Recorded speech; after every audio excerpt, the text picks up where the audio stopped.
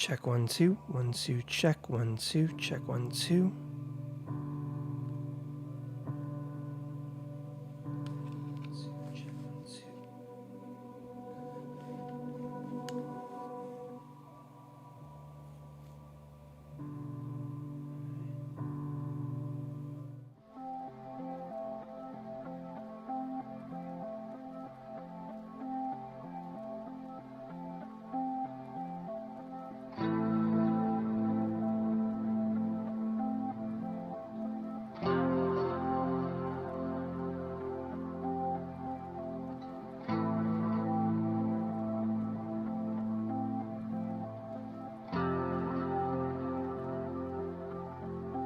Call me a fake, calling me anything. Make a mistake, tell me what you should hear. I am a sucker for rapture, reading lines with nothing new to say.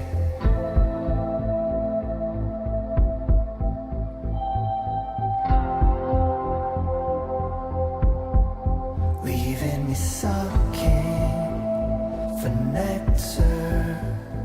Our branches don't bear anything.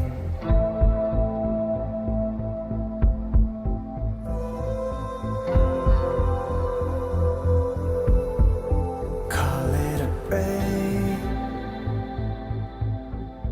I'm calling it everything.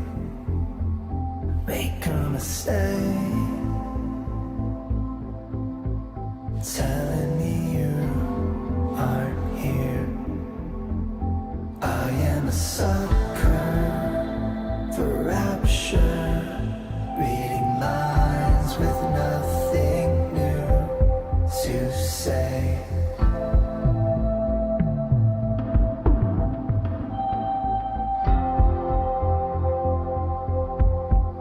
Leaving me sucking for nectar.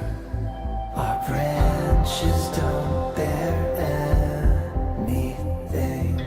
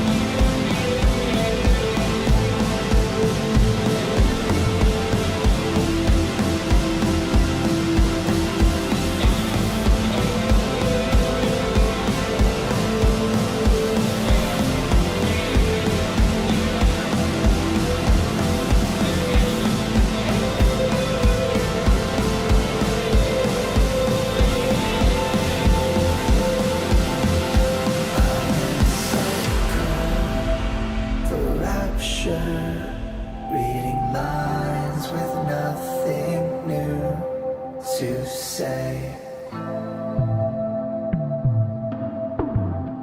Reading lines with nothing new to say.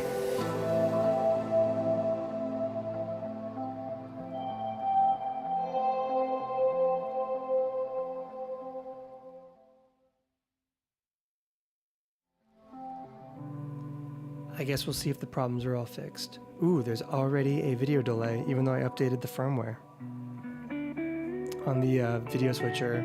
That's unfortunate.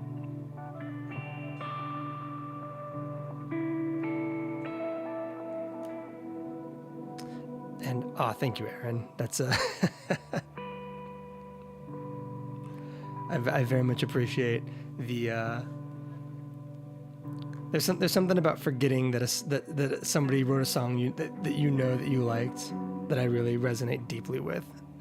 I always like being in the company of people who are like, oh yeah, I forgot you were a good musician, because you're just friends with a bunch of good musicians. I think that's good company to keep.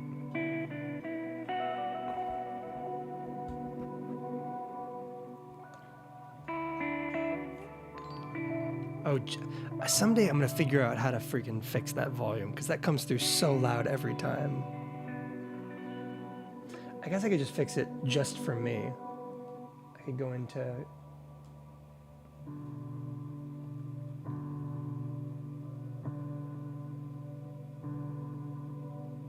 There we go. Those are gonna stay loud for you. Apologies. Oh, I guess I should also say, Oniono?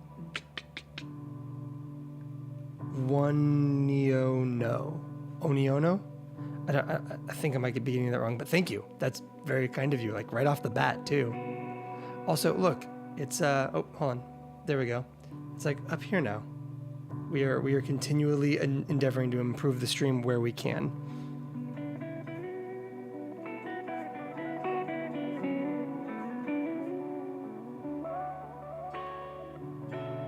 Oh, do you guys not get the loud, obnoxious like chiming sound that happens when somebody super chats?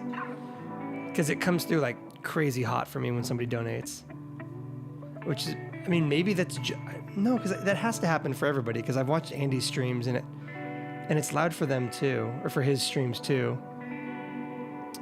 Maybe.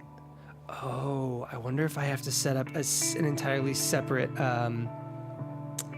loopback system for those. That gives me a lot of anxiety because, Dave, I'm sure you will be aware of this. Loopback is the bane of my existence. You've jumped in on a couple of these streams before. You know how much I hate that program and how much it likes to ruin my life. So maybe we won't endeavor to make it so that sound comes through.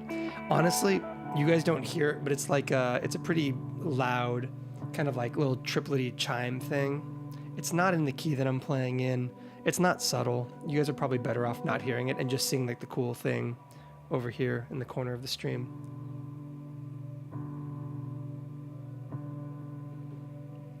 I really love how like kind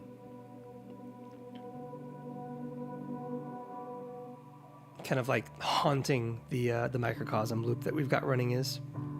These like really slow, kind of methodic, glitch block mode samples, and then some kind of haze stuff that comes sweeping in, and then you can hear some cool glide mode stuff that kind of like rips up towards the octave up.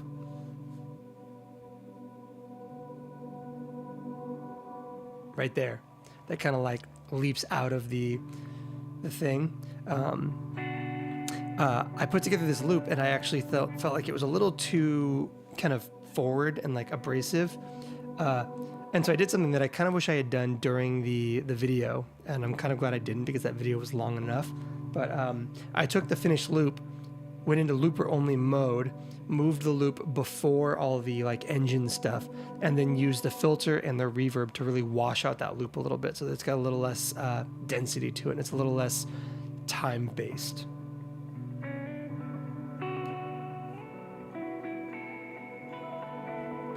Oh, and no, we haven't talked about what we're drinking tonight yet.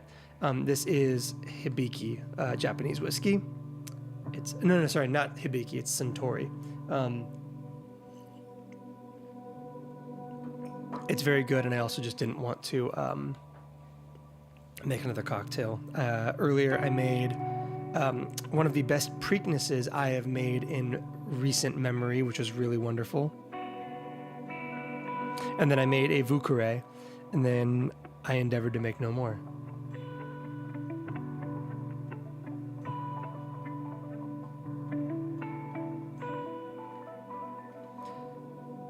Okay, let me see if I can catch up on the... I'm just going to keep my phone right here so I can kind of like... I always stare down at my guitar anyway, so this way I can stare down at the chat too. Ooh, the Cascadian Hiker. Are Andy and I going to collab on a song? I don't know. We've never talked about it. Waniono, apologies again. You are correct. Andy and I were on the Old Blood stream together like a month or two ago. And that was really, really great. And I had a lot of fun with that. Yeah, if you go over in the Old Blood YouTube channel and go back a ways, there's one that I'm on.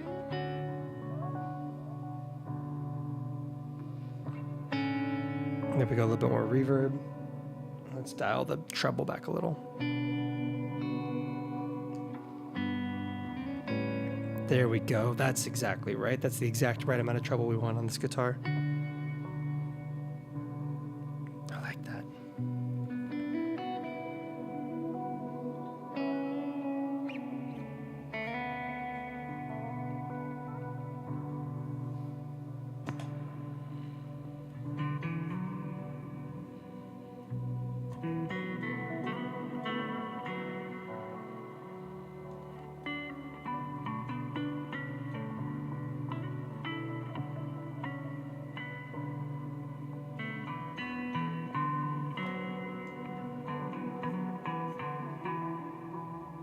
Yeah, I don't know what the deal with the video delay is. I guess we could try a couple of things just because we're early in the stream and it's going to be a bummer if it's super delayed like this the entire time. I don't think it's an issue with OBS. It might be an issue with my switcher, and it might be an issue with the camera. Oh, Mark. Okay, cool. All right, there we go. See, now I know who I'm talking to.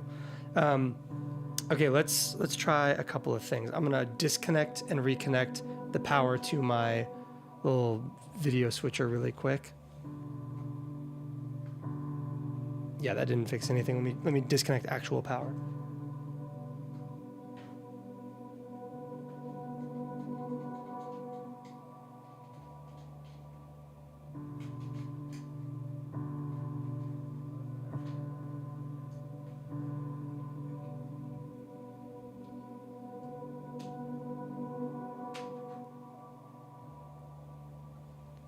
Okay, we did a quick camera reset and it fixed very little. I'm like watching my hand happen in a delay, which is super lame. I don't know what the deal is. Maybe it's OBS, but like that feels weird as well. Let's just, I guess we could try turn off the ATEM, turn the ATEM back on. Yeah, that didn't help at all. I have no idea. I don't know what causes this. I know that Andy and I have talked about this a little bit. I know that he's experienced some vaguely similar stuff in the past as well, and I'm not totally sure what this is the result of.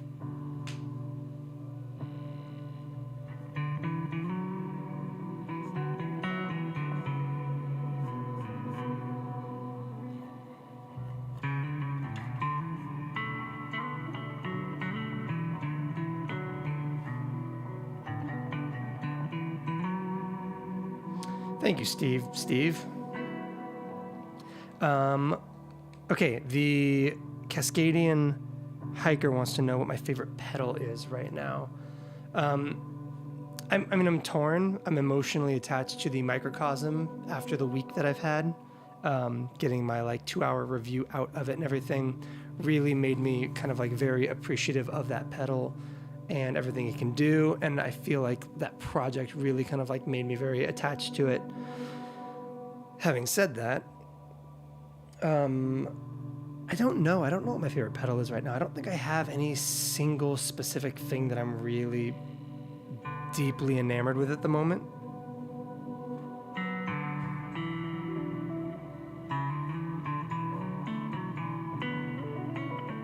Maybe the Thermae, because that's the cool pitch shifting thing that we're having happen right now.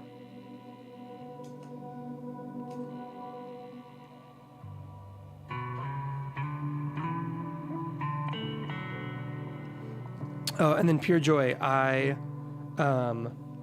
swapped out the 1981 Inventions DRV and the vocoder. The vocoder I'm going to return to the owner, I think in the next week.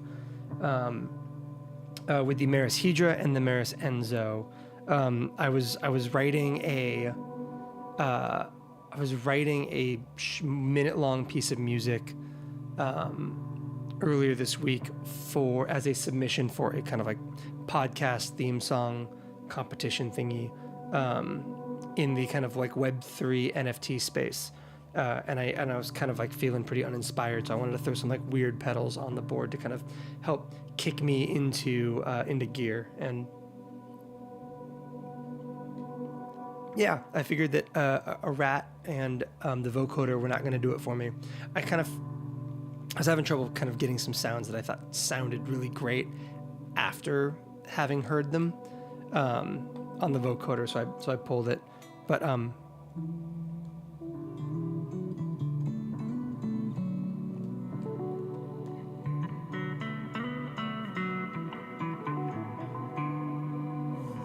so we're doing like an octave down thing with the Hedra, so it kind of feels a little bit like my bass 6.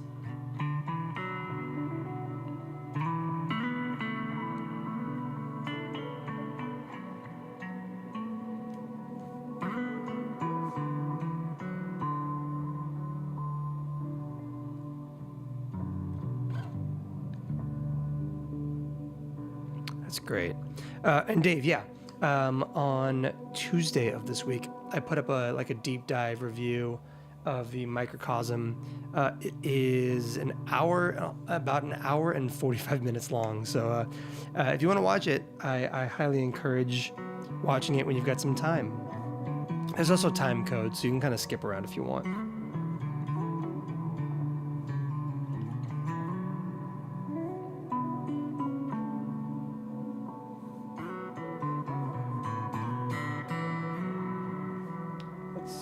Let's chorus this up a bit.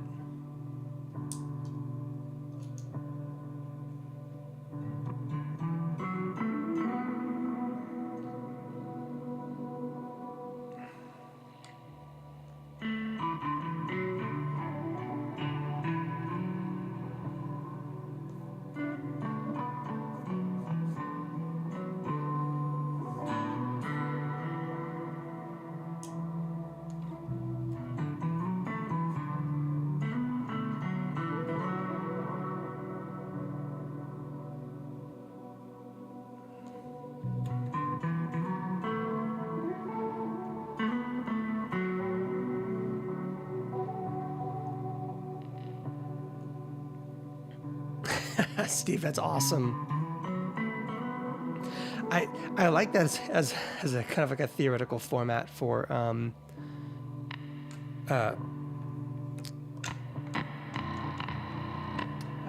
as a kind of method for long form reviews like that, like trying to like kind of go through and kind of grab onto things and see how effectively you can recreate them, especially with something like the Microcosm.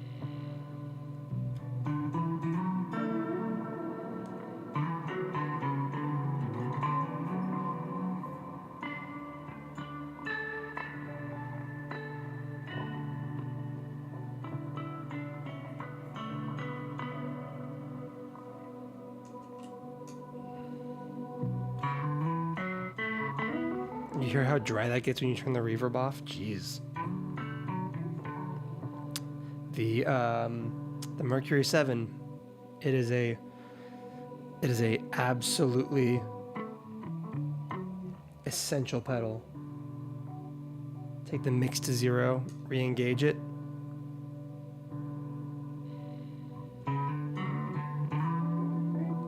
And then here we go.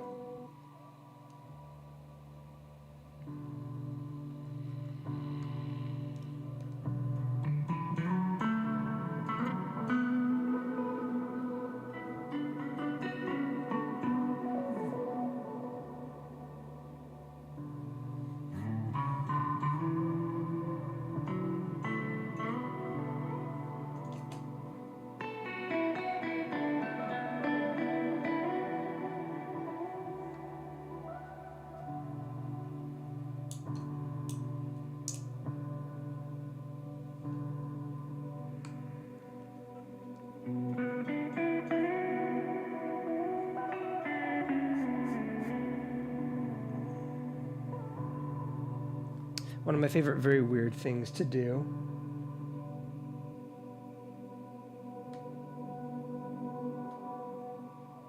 is full wet Hedra at Unity.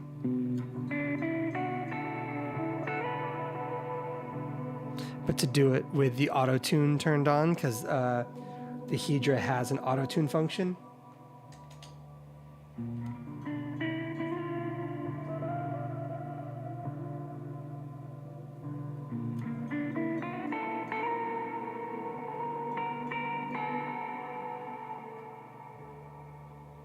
Let's make sure we're in the right key. This is the problem with the Mara stuff.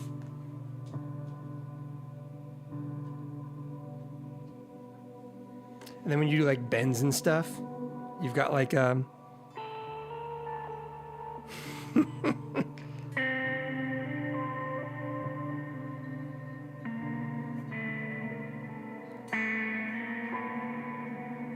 hear that? You can kind of like go to the next note, and it just kind of won't follow if it's not the right note.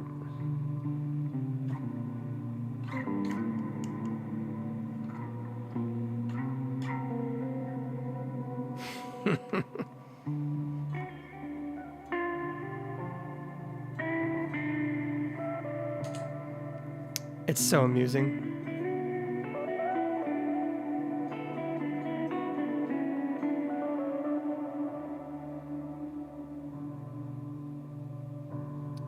Devin, see, I love this guitar. It's a great instrument. It's one of my 2 favorite gold tops that I own.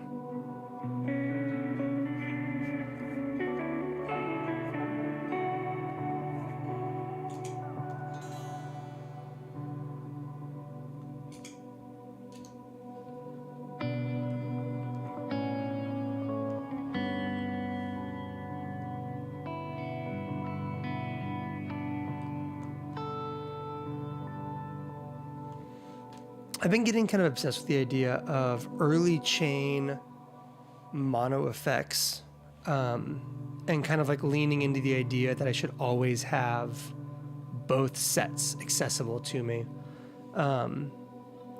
It's just been on my mind the last couple of days. I can't tell if I just want to make 2 different boards, like a board that is just mono effects into an amp, or like mono effects into a like end of chain stereo reverb and stereo amp sim, alongside kind of my like super wide stereo board that I use for like kind of like sound design stuff. But I think that I've just been getting a little bit of like that itch for effective use of mono effects, that kind of thing.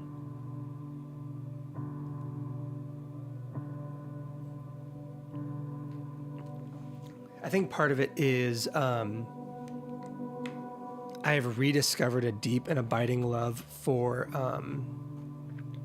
the song Stranger Ways off of the last Anne Boleyn record, and how like incredible the kind of like core guitar sound on that song is, and how big it sounds, but it's in mono. I'm sure there's like probably a stereo reverb probably applied in the studio afterwards, but it's largely just mono guitar, and like it's like a mono guitar with a mono delay into an amplifier, and it sounds huge and amazing and really cool.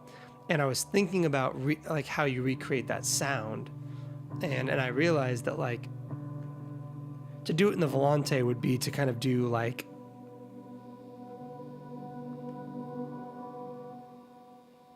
let's kill that. Let's kill the Therme. So if you've got, like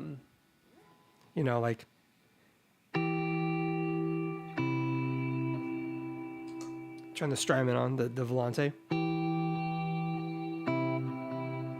Like it's all the way over on the side. So if you want like a...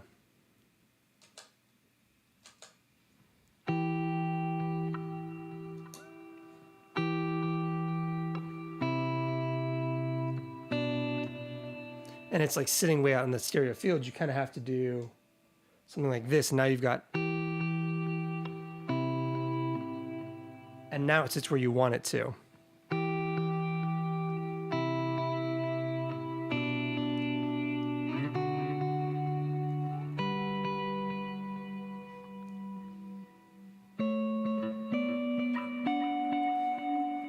But like sometimes you've got to like lean into that sound. Like I'm obsessed with stereo stuff, but like sometimes you just need something that kind of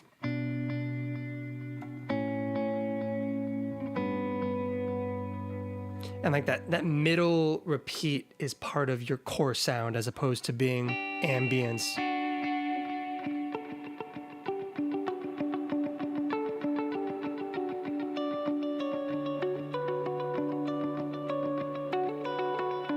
Like sometimes that sounds better and more right than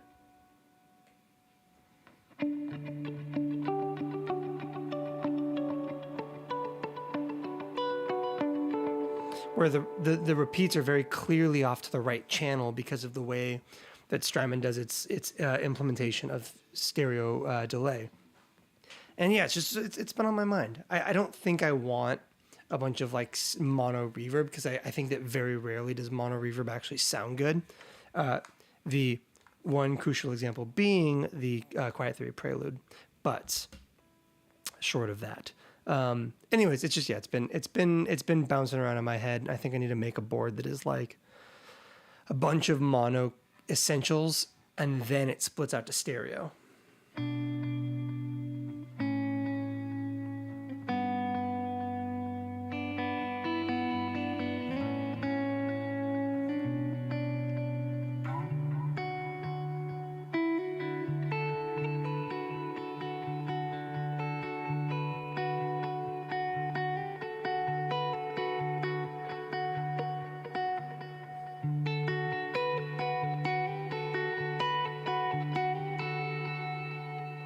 Sometimes you don't want the repeats to be way out there in the sides. Actually, Andrew, yes, the Wet Dry Wet board is going to be making a return. I don't know when, but it is coming back. There's a couple of things that I want to put on the Wet Dry Wet board that are like the reasons that I want it to exist. And however, some of those things are not publicly available yet, so I can't like debut the board, which means I can't take this board apart and still be able to stream. But Wet Dry Wet is coming back, which is exciting. And Pure Joy, I mean, I will probably put the El Cap on whatever that mono board is, but I won't be happy about it because I am never not disappointed by the lack of features on the freaking El Cap.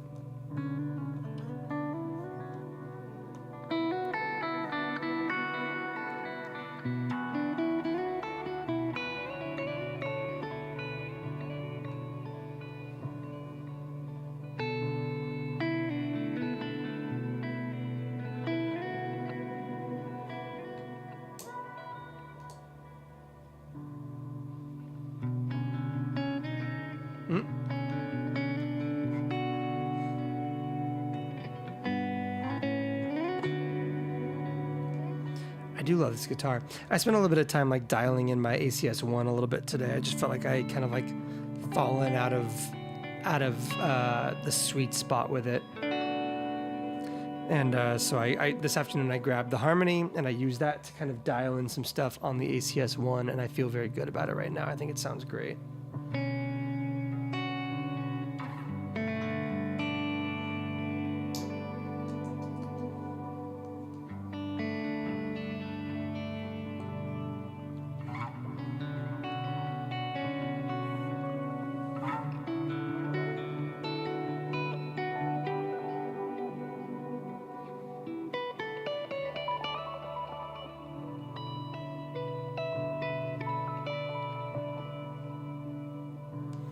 I love the Therme.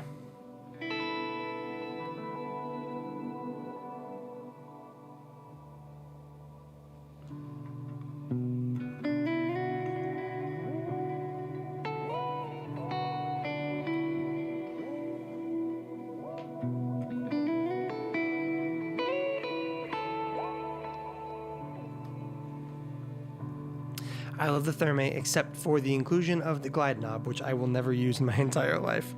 I literally just turned it up like 1%, and within like a second I was like, nope, I don't like the way that sounds.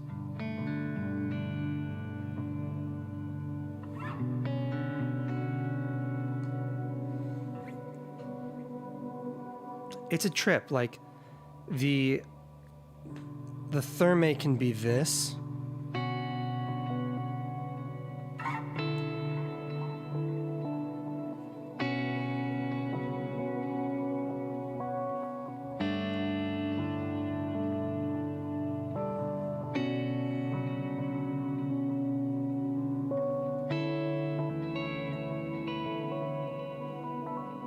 Like so beautiful, and the pitch shifts are so idyllic and perfect, and then you take that glide knob and you move it like barely at all.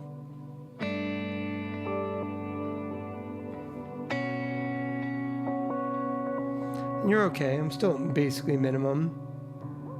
Let's take it to 9 o'clock. So you understand it's like, you know, it's at 2.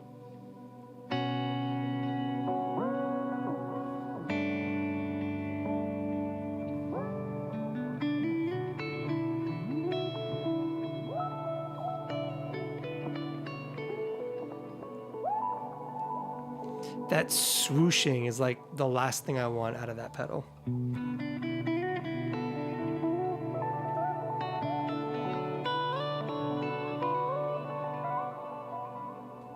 And now we're back in that sweet spot.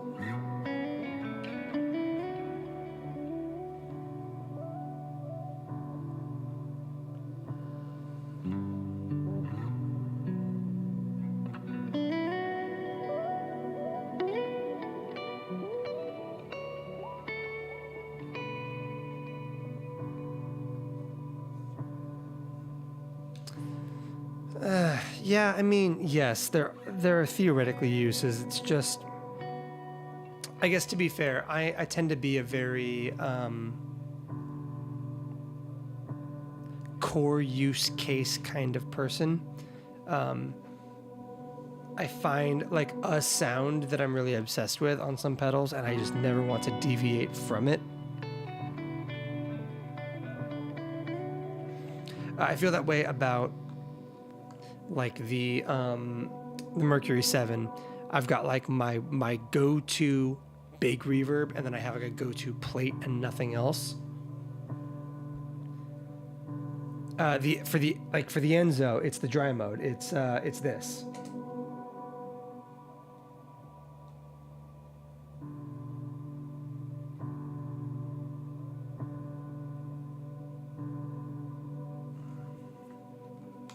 This is like the one thing I use the Enzo for.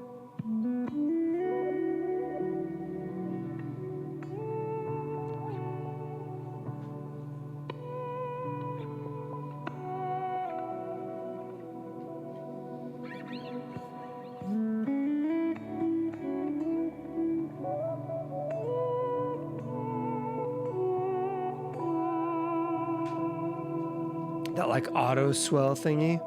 Oh, it's the best.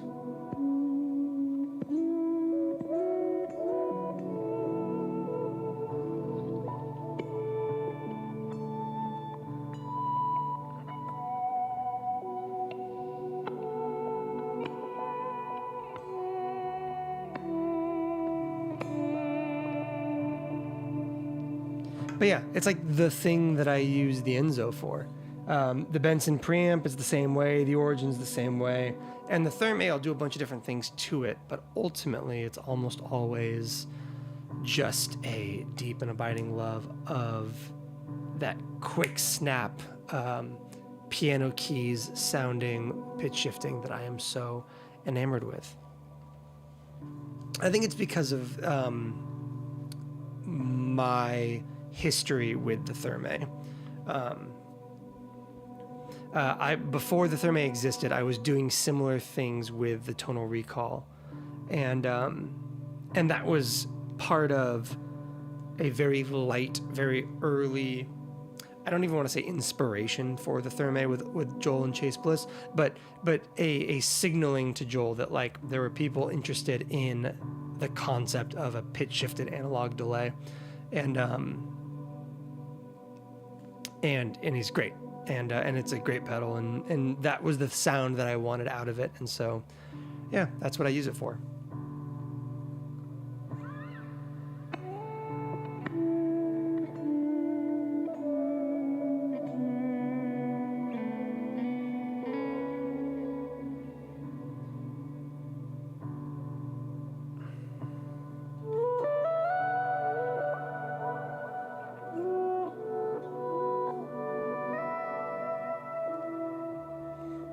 Oh yeah, the octave up thingy with that opening filter on the Enzo can be really cool.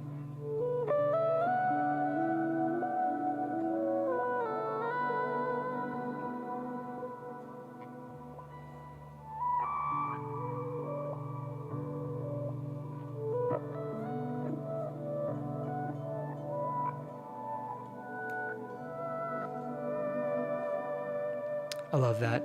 And yes, David Fuzzy Simpleton is correct. This is a all stock Harmony silhouette with their mini humbucker gold foils, which are quite good pickups, despite the fact that they are not noiseless humbuckers, which I actually think is probably what I like about them.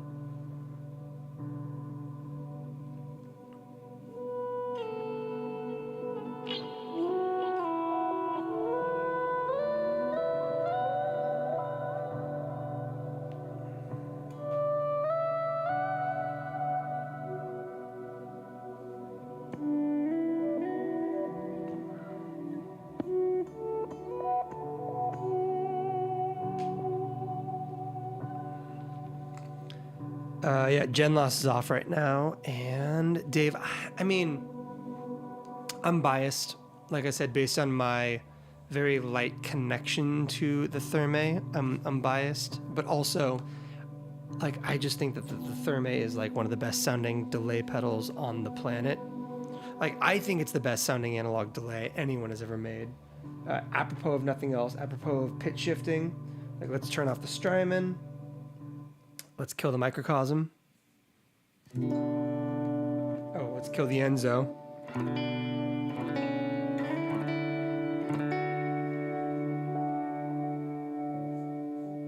And let's kill the pitch shifting on the Thermae. And just turn the filter wide open.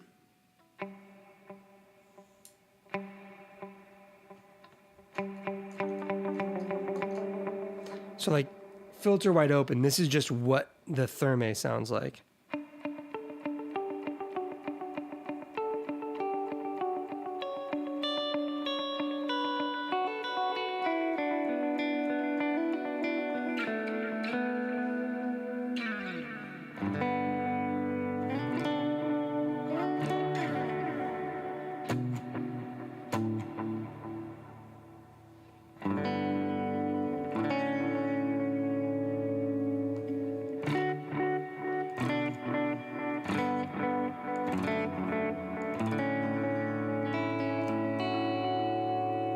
But the beauty of this pedal is you have that like nice like chimey, warm, present analog delay. But that filter on it,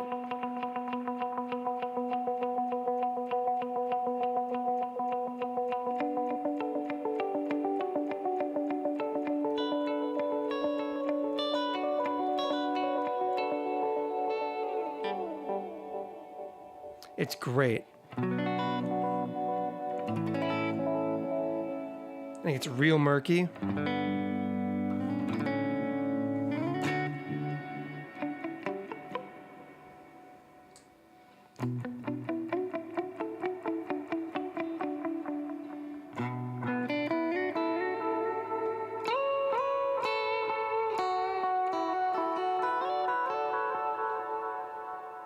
But the thing that I really love about it is if you really slow that delay time down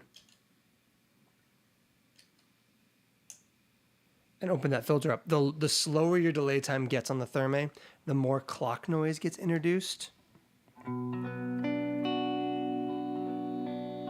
You hear that? You hear how much crispier that is?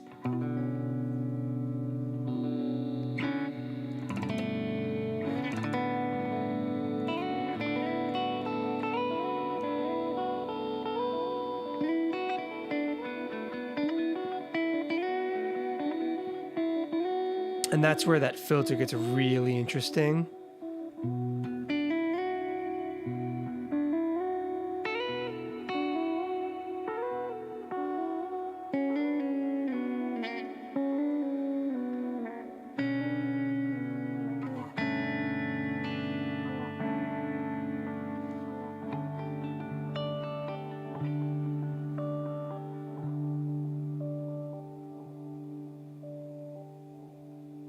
And yeah, when you get those like really low, slow repeats like that, and it gets really kind of like gritty. So if we open it all the way up, you've got tons of clock noise, tons of grit, that kind of thing. But then you crank that way low, and you've got... I love that. There's like...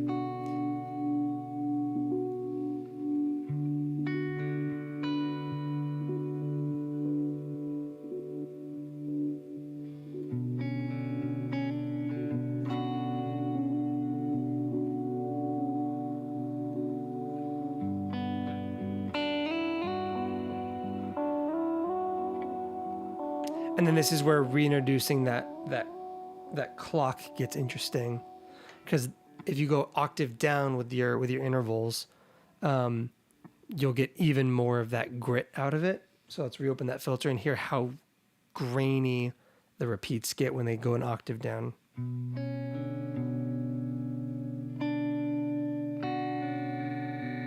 You hear that? And then it'll come up.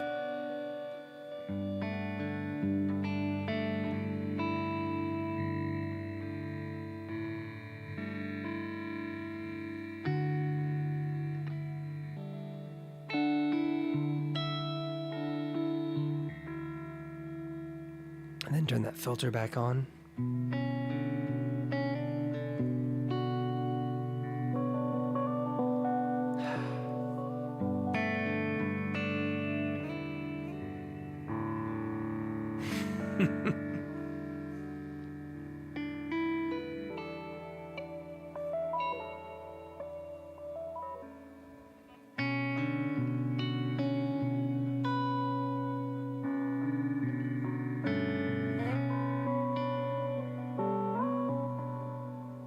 And that's when you also then bring the mix nice and far down, so that stuff just becomes like a supporting element of your playing.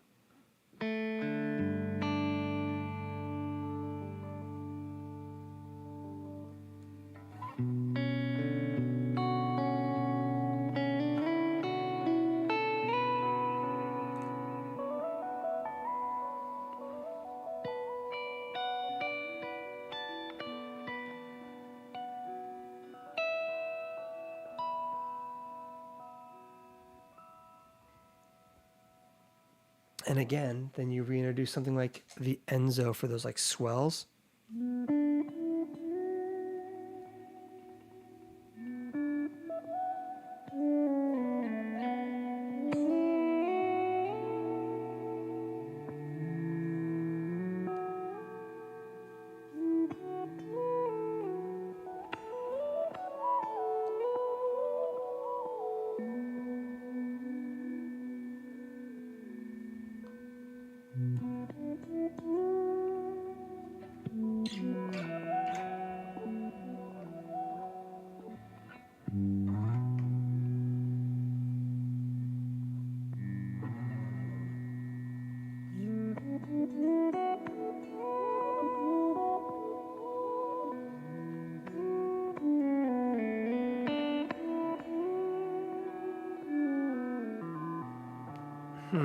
Now it goes an octave down and then another octave down, which will get really clocky.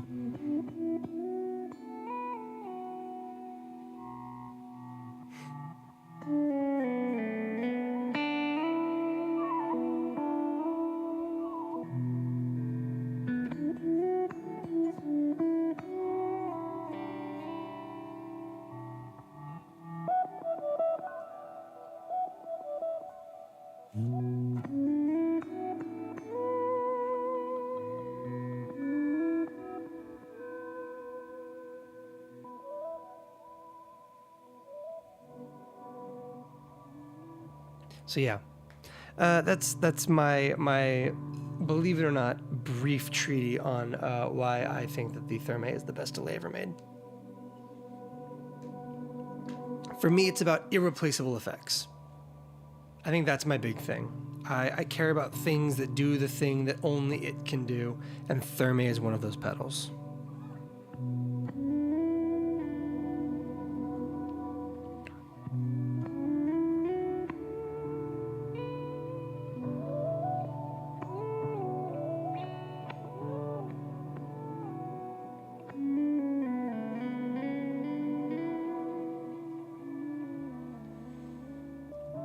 Okay, what have I missed? Let's catch up with chat really quick.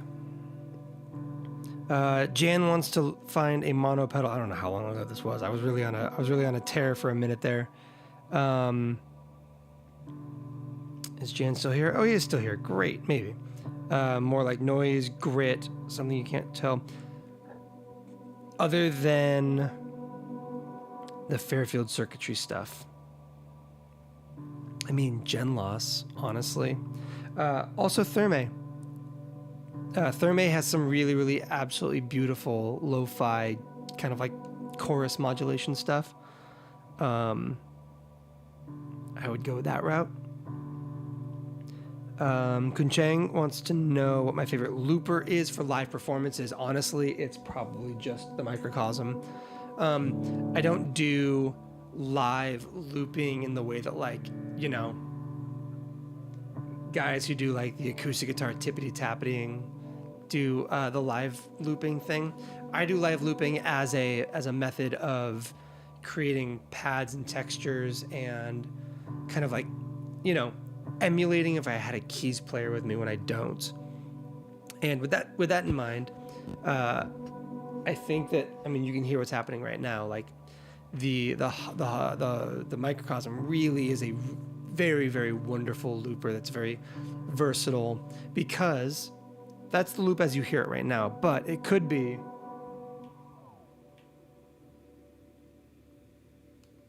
like low octave below that. Very subtle and slow and kind of driving.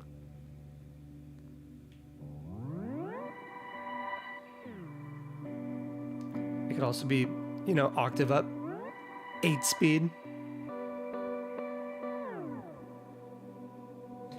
You can reverse it, you can run it through filters, you can run it through in a self-contained reverb. Like, it's a really, really good looper. Oh, and it's got MIDI clocks, so like you can also do the traditional stuff with it. It's pretty sweet. Outside of that, I would say that one of the best and most reliable loopers is the Pigtronics Infinity Looper. I filmed some stuff for Pigtronics a couple years ago. I was asked to come in and film David Gray, the singer-songwriter, when he did a show here in Sacramento, talking about the Infinity Looper, because he and his band have been using a cumulative total of 5 Infinity Loopers on stage for their performances.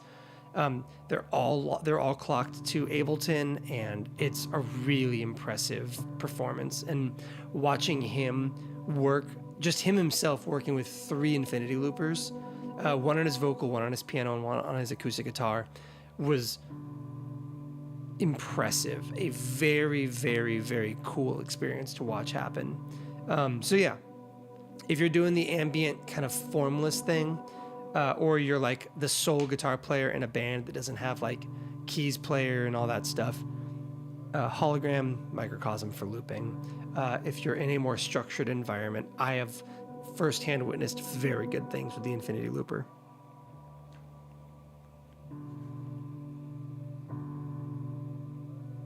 What else do we got? Oh yeah, the Warp Vinyl is a good option for kind of the lo-fi thing. Personal Freedom wants to know how often I play ambient bass guitar. Not a lot. If I'm tracking bass, it's usually on a song where it's a little bit more kind of structured.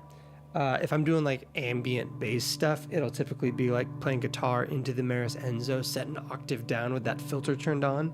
So kind of like if this is the Maris by itself.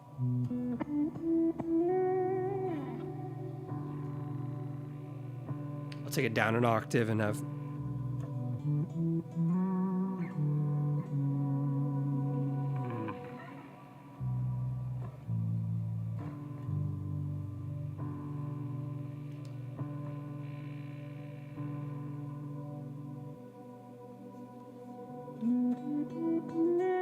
So that'd be about the closest I get to like properly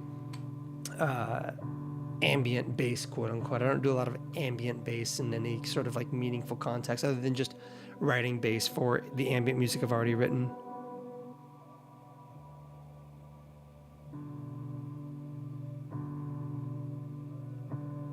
Dave, I'm talking about the Infinity Looper 1. I have no experience with the 2. It seems like it's a little more stripped down of a thing.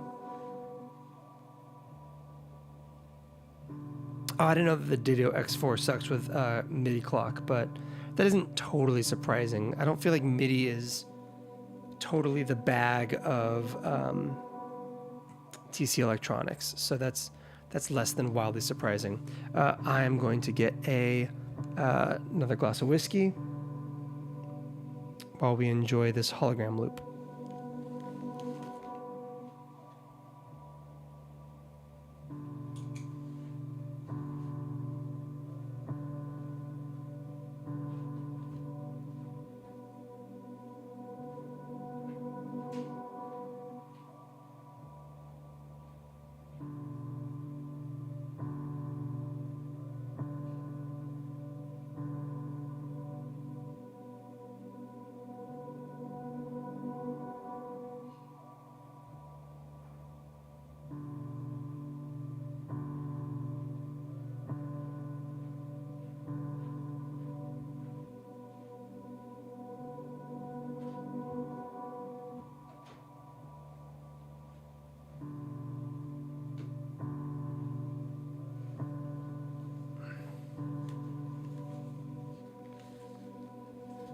Oh wait, for real? Did they discontinue the original Infinity Looper? Because that would be a weird choice, because that thing was very full featured.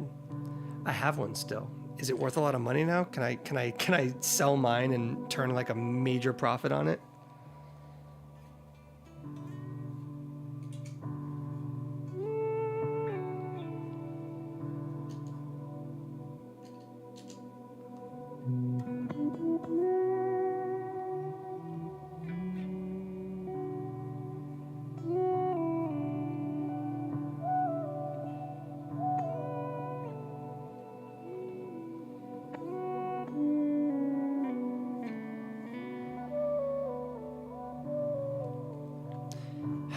Enzo and Therme are such strong bedfellows.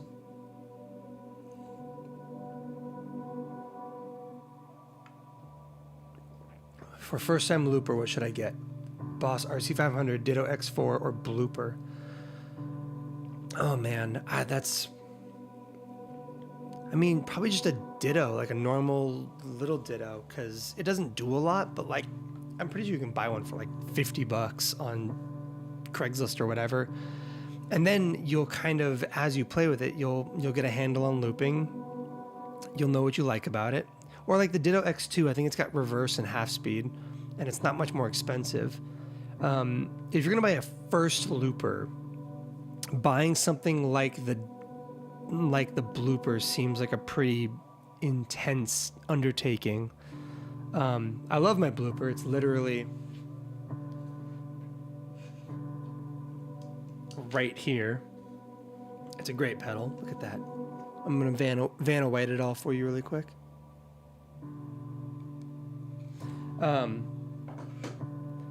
But it is ultimately like a pretty intense thing to kind of like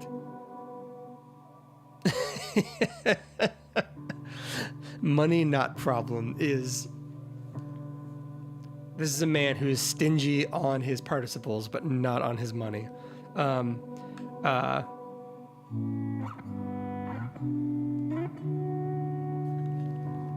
I'm not talking about whether or not it's a hard financial investment for a first looper. I'm talking about like how much work it is to learn the blooper. Like it's intense. It's fun. It's a great pedal. If you know the Chase Bliss stuff already, if you have dabbled in some weird pedals already with some kind of like, you know, choose your own adventure interface kind of stuff, then yeah, get the blooper. Like if you can afford to buy a blooper, buy a fucking blooper. It's the best looper. I mean, it's the best mono looper, I should say.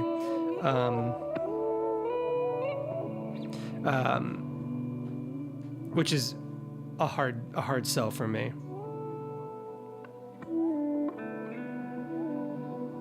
Yeah, I think so. I think that's fine. What's everyone else saying? Pure Joy likes the RC5. I think that I will always advocate for buying Boss pedals because they're all great. Like Boss makes so many good things.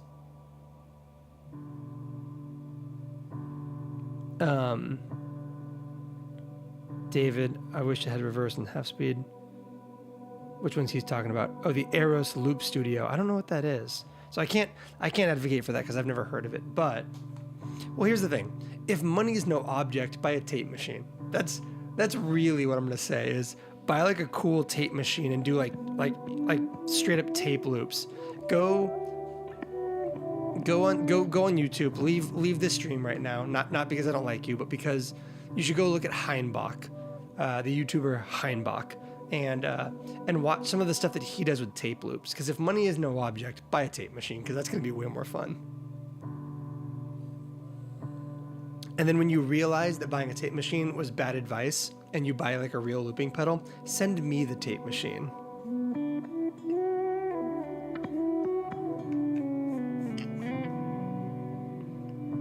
Because I would love a tape machine. That sounds like a lot of fun.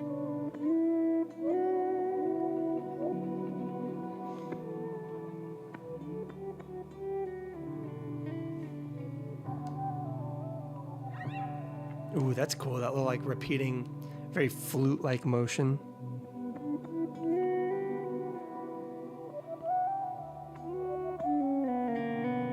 Oof. That flat note right there almost sounded right. That was kind of great. It was very jazzy. Hey, Pete. Welcome from Sydney. That's awesome. Okay, Dave. The GT1000 Core. I have a friend who works for Boss, and he is texting me like once a week about how much he's obsessed with his GT1000. And he doesn't sell me on anything because we're just like normal real life friends, and he knows that I'm not buying anything that he has for sale. But he's constantly ranting about how good the GT1000 is. And I've been over to his place and like sat in the studio with him and like run through some of the stuff on it. It's so good. It's so cool. I'm very impressed. I think the GT1000 is a really, really impressive thing. And this is why I'm constantly telling people to buy Boss pedals, because you can't sleep on Boss. They're the best in the business. They're not, but like they're better than anyone gives them credit for.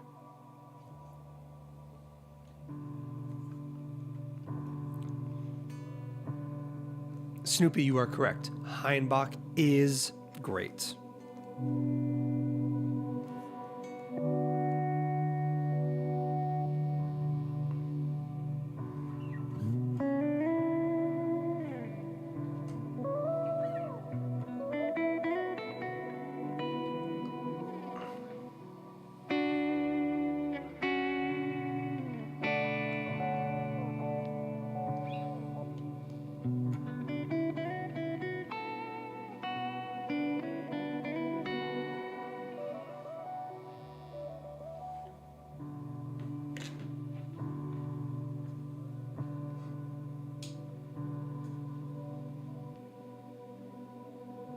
Is that better or worse?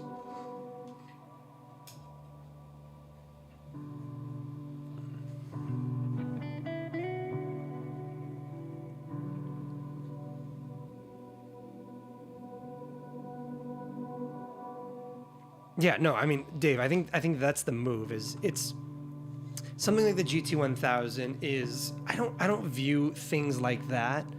Like I really want to get a quad Cortex. I don't view something like that as a replacement for the majority of the gear that I'm using. I think of stuff like that as supplemental. I think that, like, if I had a quad cortex, the only thing I know definitively that would kick off of my board would be like my ACS1. Because if I was going to use a quad cortex, the very first thing I would use it for is amps. I would probably also use it for like a little bit of reverb and like maybe late stage trem, but I don't think it would replace like the Mercury 7 in that context anyways, because I think the Mercury 7 does a special thing. I think the algorithm in it is so irreplaceable for me. And I think I feel the same way about the GT1000. And my buddy who rants and raves about how much he loves it, it's part of a overall board that he has. He's still got all of the other essential pieces. It's just that he's also got this thing as this kind of like catch-all for anything else he might need, and I find that to be a very, very helpful thing to have in your rig. Like I said, it's the same thing with the quad cortex.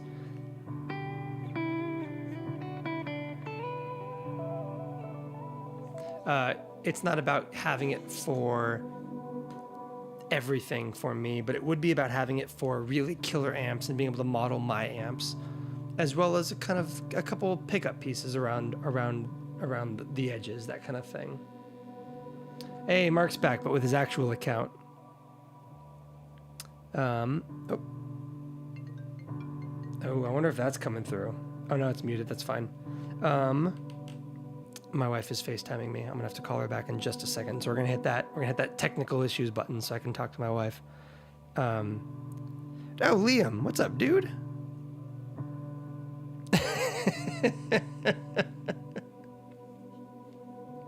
I have good news. I'm about to make a phone call, which means I'm going to mute the mic, and everyone's going to get to listen to just the loop for a little while.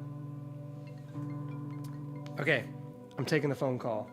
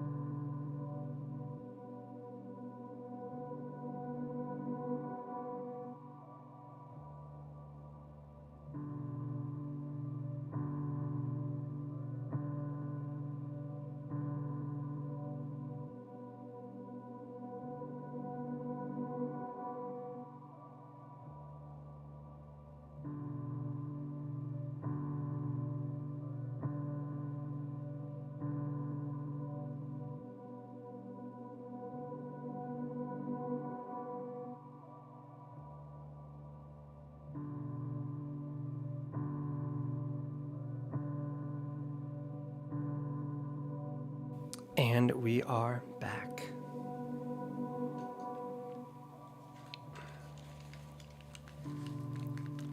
I was solo parenting today. My wife is up out of town from.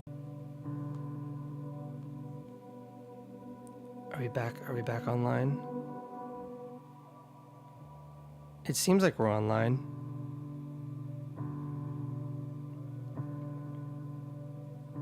Yeah, it looks like we're good. God, the internet here is bad. But yeah, anyways, my wife's out of town.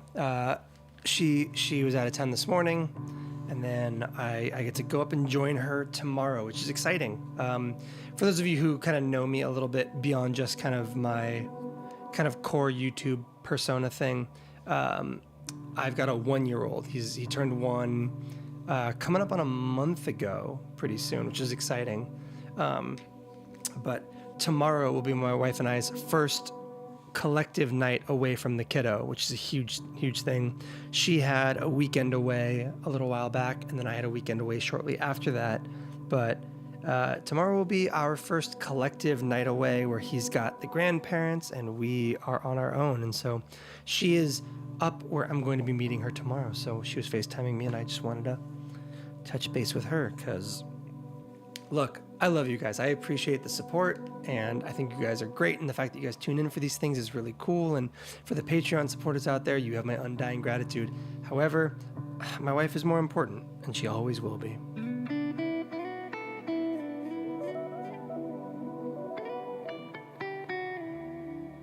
And I mean that because I know she's not watching because she doesn't watch these streams.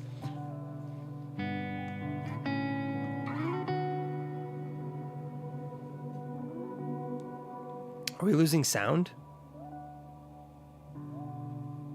My OBS seems like it's operating correctly.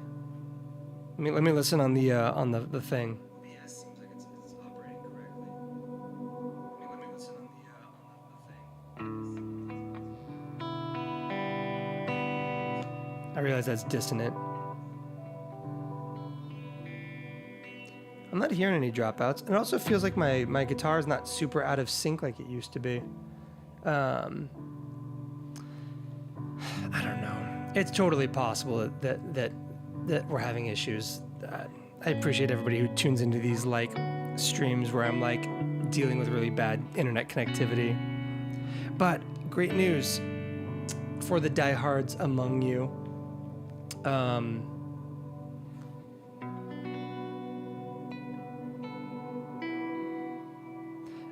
I will be back in my own home and studio again for the first time in what feels like 1,000 years, like November. So the studio around us will change and be much better, and we'll have also better internet connectivity, which is exciting.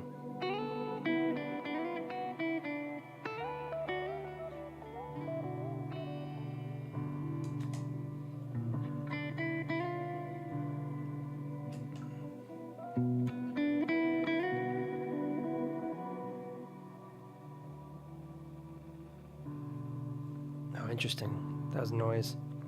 Ambient family man vibes. Exactly. That is exactly what we're going for around here. I like the idea that like I can have a stream that is just me muting my mic and talking to my wife for a couple minutes. Like,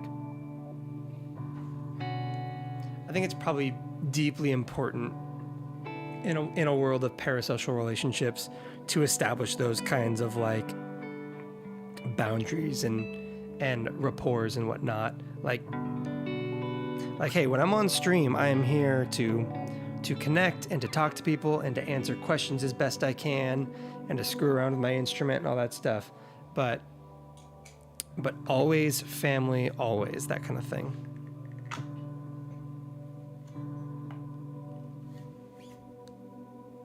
We're gonna switch guitars,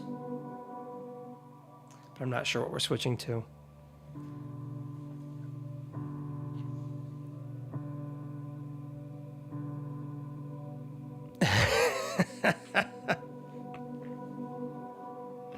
All right. You know what, Liam? Liam, you were like my kid before I had a kid, so I don't want to hear it from you of all people.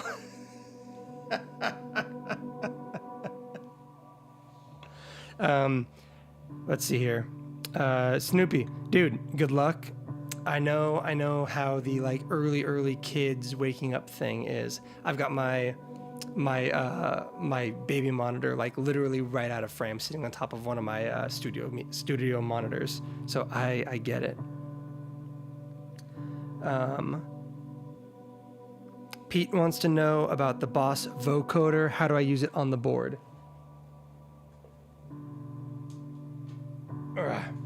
It's right here. I'm not using it on the board right now. It was loaned out from a buddy of mine, and it's going to be going back to him. Oh, there was a mic sensitivity thing on the back the whole time that I wasn't using. Dang it. That would have been helpful.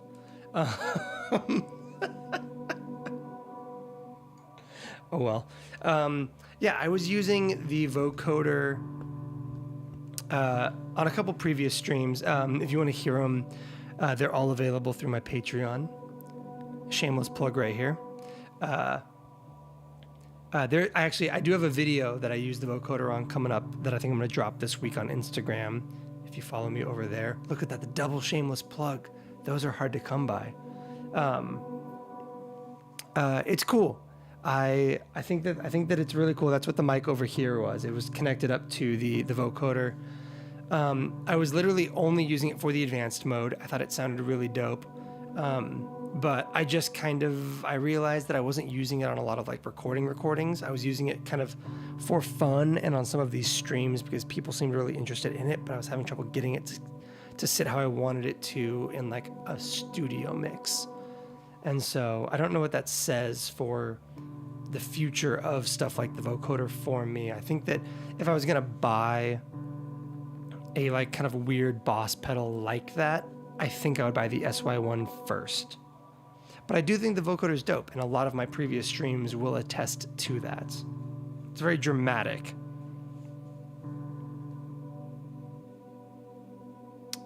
Yeah, Matt, you can Google parasocial relationships.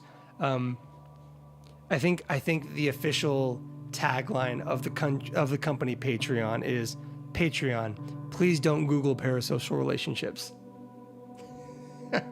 I think that joke is funny to people who understand what parasocial relationships are and why that is not a good joke for me to be making.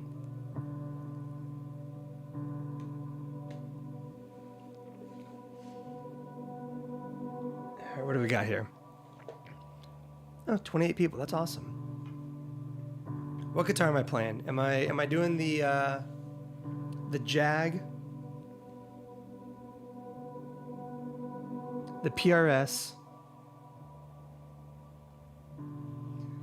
I mean, my heart just says that I want to be playing the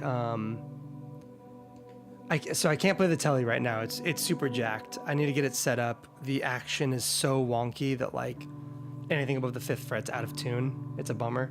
My heart really just says my Jennings, but the Jennings is kind of wonky. The here, I'll show you.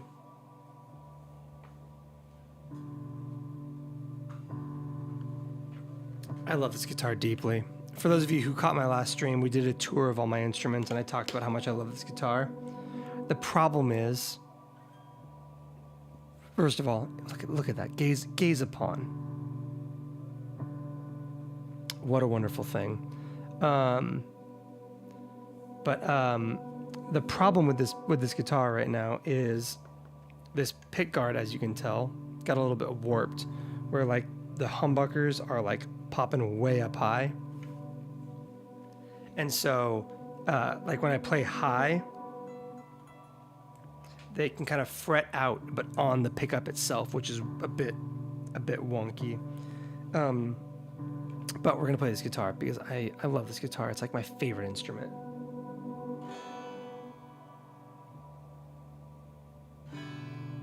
God, I haven't played this guitar in weeks and it's still completely in tune. And listen to that.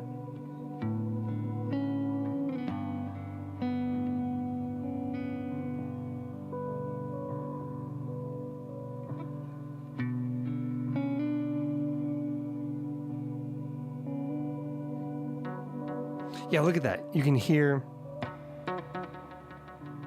That's it hitting the pickup. So if I press down,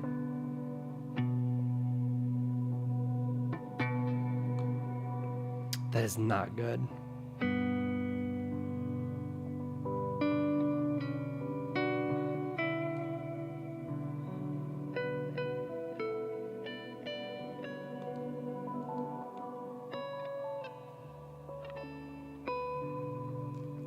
Which is a shame because this is like my favorite guitar on the planet, and this is all I'm ever wanting to play other than my Mustang.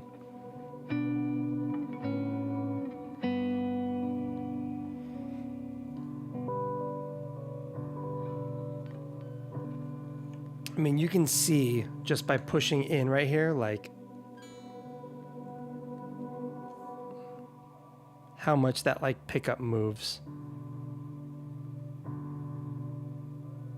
Maybe you can't, I can't tell, but it's super jacked. Yeah, so I do need a new pickguard. I reached out to Chad about it, and he's sending me one out, but I don't have it yet.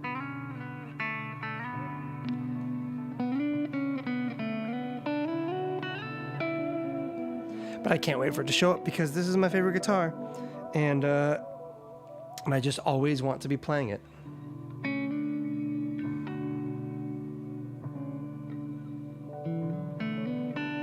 Matt, you are correct. There is something about just kind of like going, oh, I haven't touched that guitar in a while, and almost instinctively knowing that it's going to be in tune still. That is just so satisfying.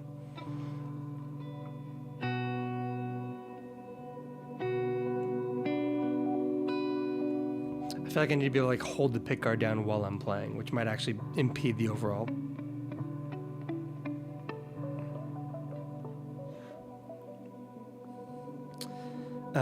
What else we got? The loop reminds me of Stars of the Lid. I don't know who that is, but we take those.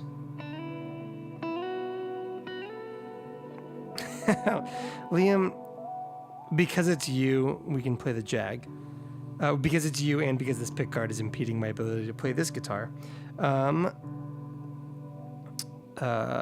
It's hard to imagine a true Secret Weapons session without the Jennings. See, that's the thing, is this guitar has been benched for a little while. Hey, some guy just subscribed. That's awesome. Also, I have like notifications for subscribers, which is exciting, and then it shows up in that thing in like over my head.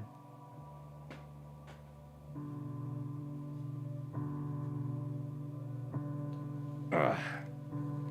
We play Fenders because people whose dads have signature Fenders are requesting them.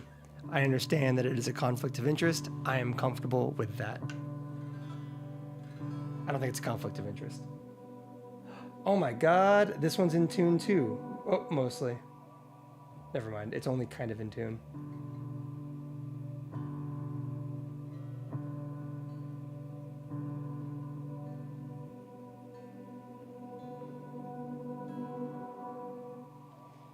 Let's introduce some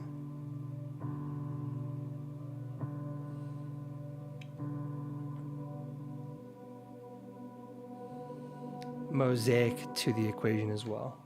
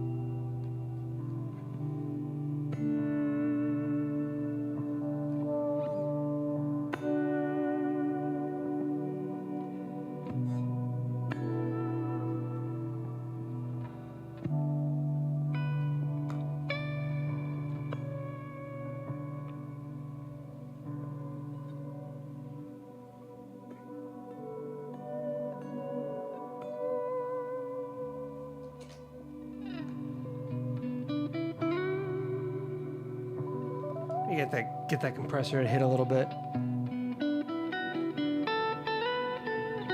Oof, you hear that? We bring up that input gain on the compressor a little bit, and it totally changes the character of things.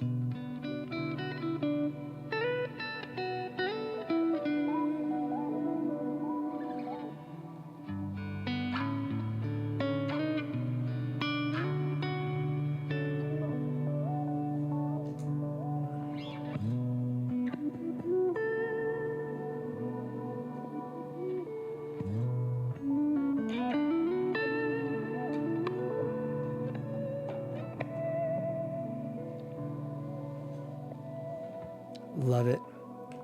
And yes, if it was up to me, every single guitar I own would have this exact bridge setup. Or the mastery equivalent.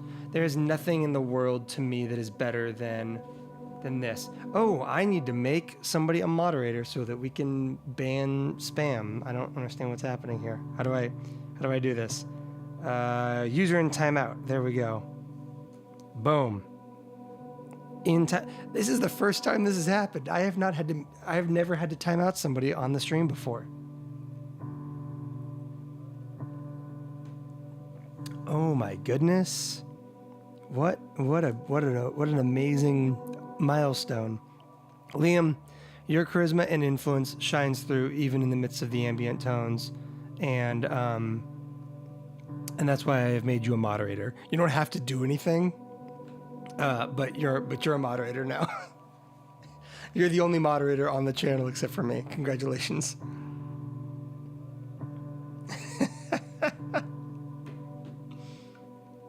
Wield that power as recklessly as you'd like.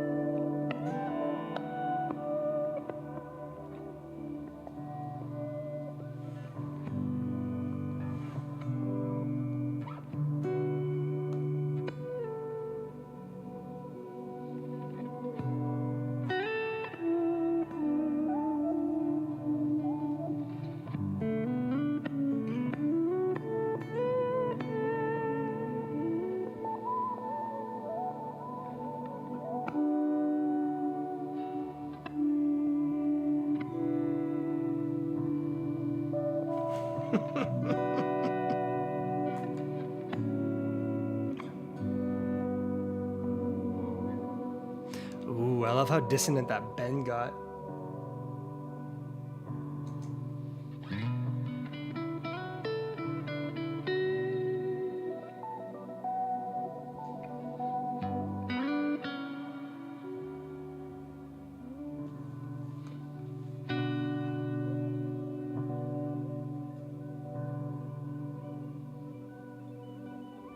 There we go. There's the microcosm.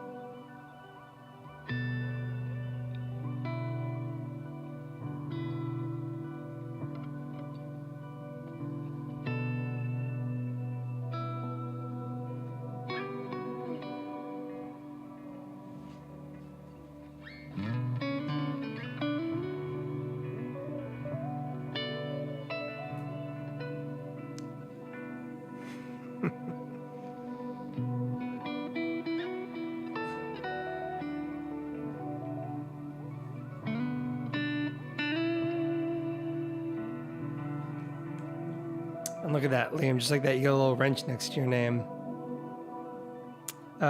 Christian, that's awesome, man. Three pedals based on my reviews. That's awesome.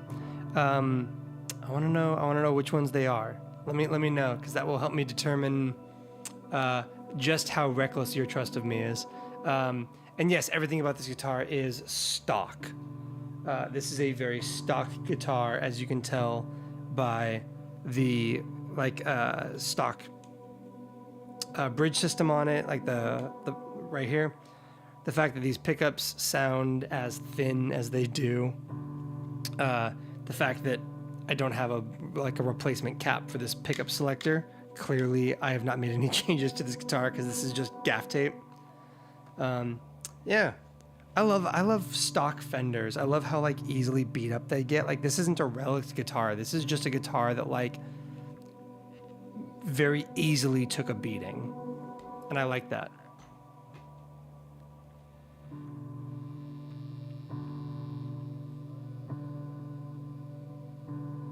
What do we got? Did we miss anything before the wave of spam? We did not. Whammy bars make everything better. And yeah.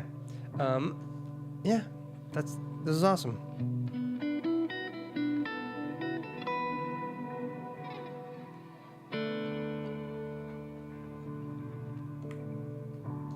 Let's set our key.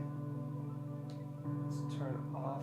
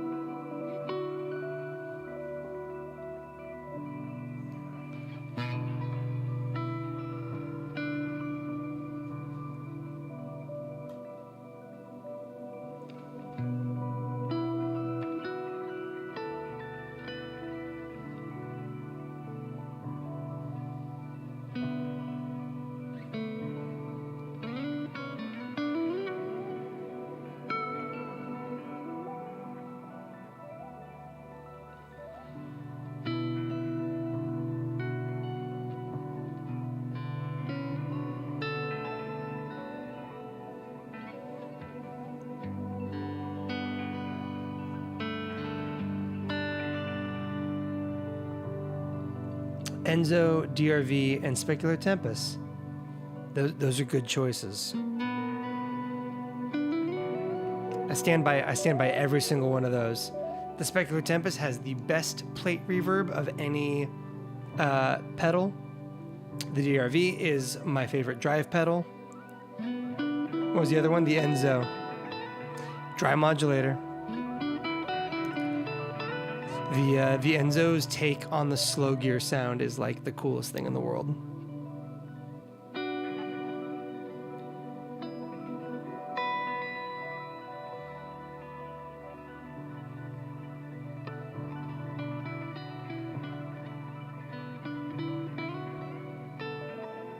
The shallow water is a good call.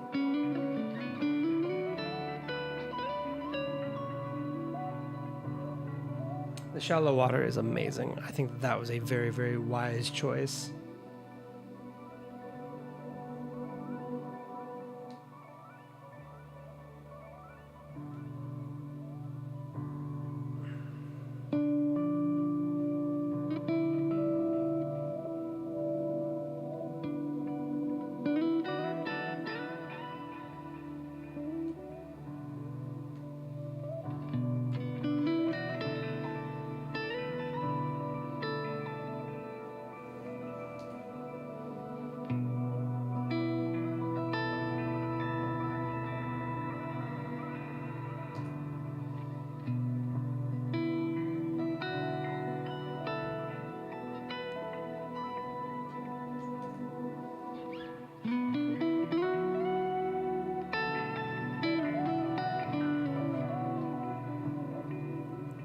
We're just going around with the Maris Hydra a little bit right now, for those of you curious.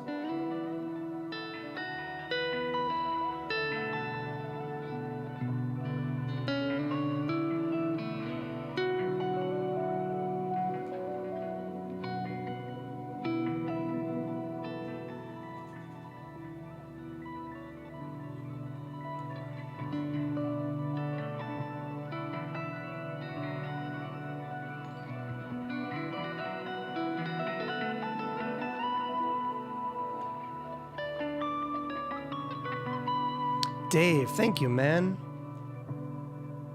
Dude, have a great night, man. Thank you so much for for hanging out. You've been on a bunch of these streams, and I really appreciate that. Yeah, as we talked about earlier, if you've got the time, go check out the Microcosm review. I think it will definitely tell you whether or not you want one. I think that's definitely true.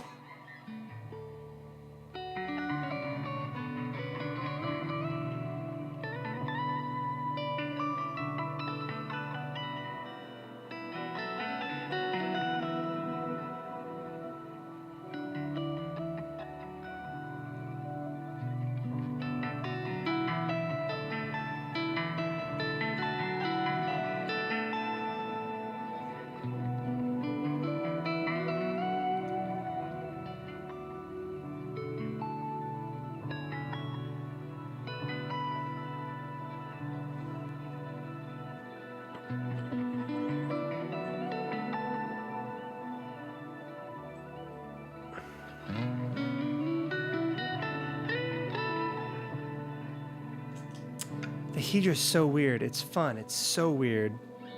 I love it on vocals, actually. That's like my favorite application of the Maris Hedra.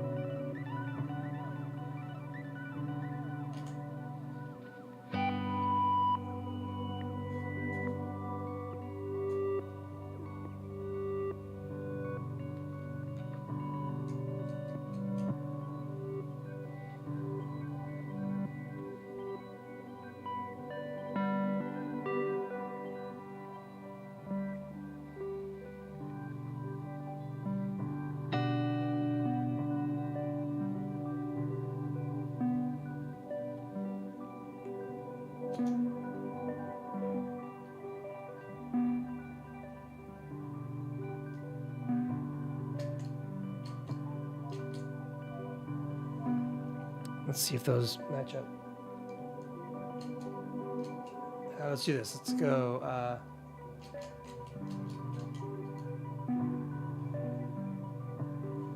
Yeah.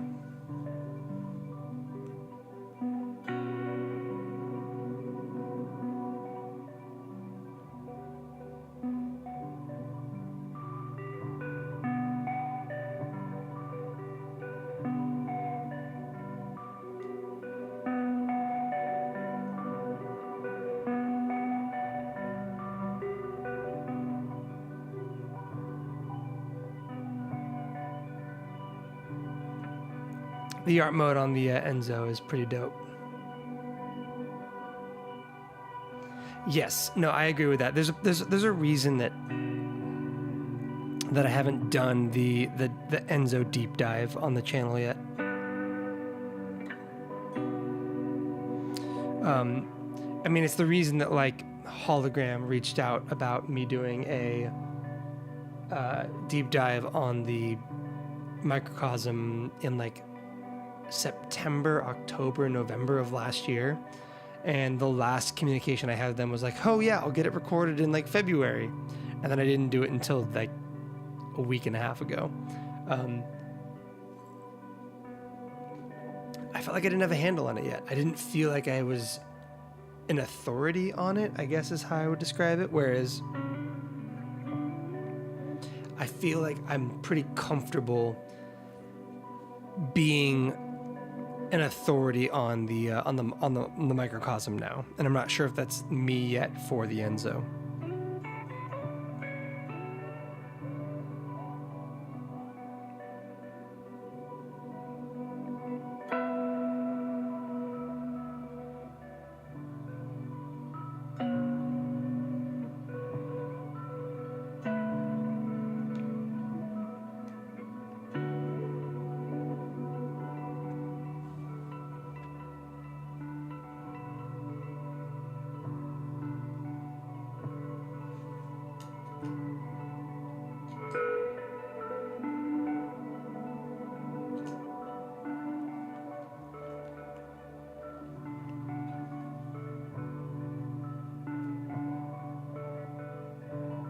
Actually, let's do this. Let's give it a nice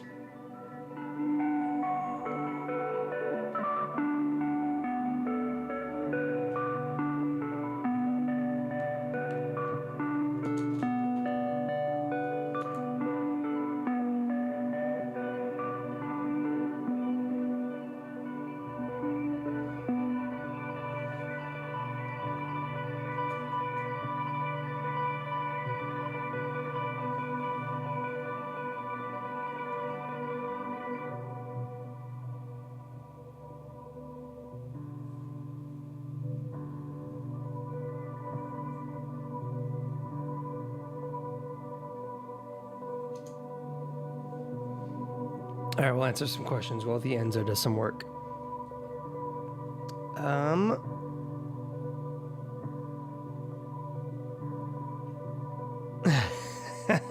David, I know what you mean. I have been there with the Enzo specifically, and it's tragic. On this YouTube channel, I have a video of an Enzo thing I did with the art mode, and it's one of the most beautiful things I've ever written, in my opinion. I've never been able to recreate that Enzo sound, and I don't know where it went, and I'm so sad. I will die mad about that. Drew wants to know what my arrangement approach is when creating this style of music for a record. Do I just hit record and let whatever happens, happens? Do I think about song structure? I've been thinking more about song structure recently, as I've been focusing more on writing some like longer form stuff. I don't map everything out ahead of time, but what I will do often is I will...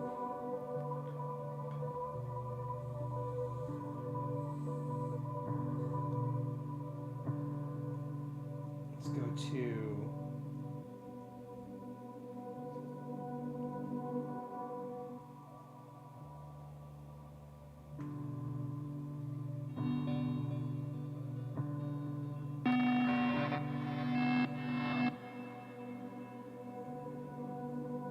what I will do is I will at least make sure that I have an idea of what I want out of a piece. Like I'll sit down and I'll spend a little bit of time kind of just like noodling around until like something kind of piques my interest internally. A chord progression or the tone or something will be right, and then I'll hit record and I'll kind of like lay down that first layer that usually has some sort of I know where I want this to go kind of feeling. And then from there, it's all bets are off after that. Like every layer that comes in after that is,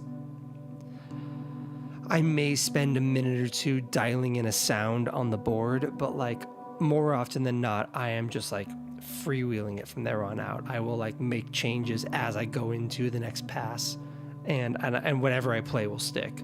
It's completely improv at that point. I don't quote unquote write well, which I think is something I need to work on, because I did at the start of the stream I said this. I did a thing earlier this week, a submission for this like podcast theme song competition thing for like a Web3 space, and it was deeply difficult for me to write something for it because I felt like it needed to have structure, and that's very hard for me.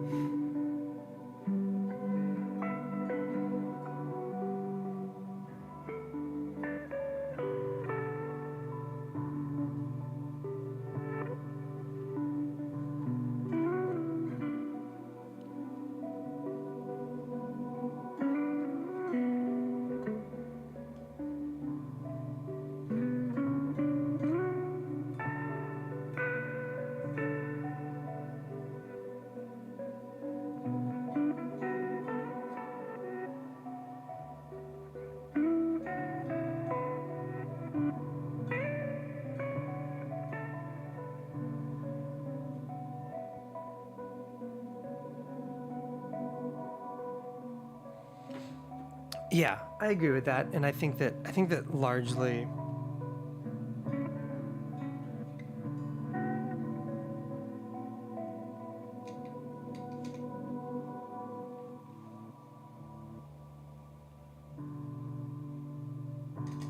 I think that largely you are correct, and that largely the way that I kind of write this kind of like very improvised ambient thing suits me very well. I've been very happy with the way a lot of it's turned out. However, it can cause some issues when you need something with a little bit of structure.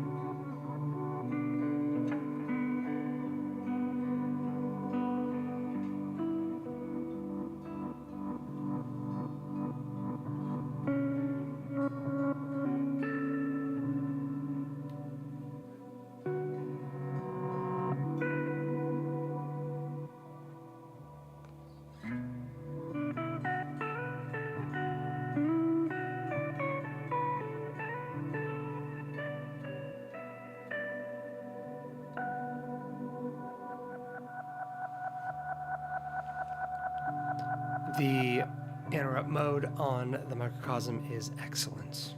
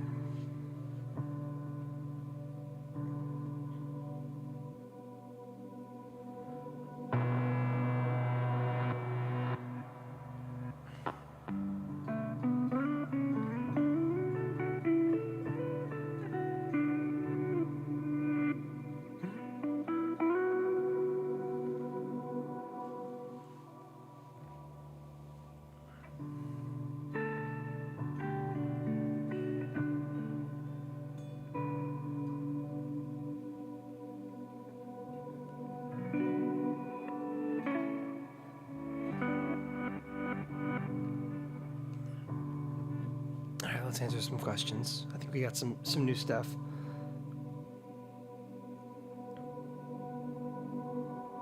Mark, yeah, I tend to agree with you that I think that collaborative music with the right person tends to be far and away the most beneficial writing environment. I'm a strong proponent of the idea that, like, I don't, with the exception of, gosh, like Michael Jackson, I don't think there's been anybody who went solo and put out better, more meaningful music than the previous band. Like, I guess Jackson and like Justin Timberlake. Those are like the two people who were better off on their own than they were in their bands. But every other person who like left their band to go solo was not better for it. So I agree with you. And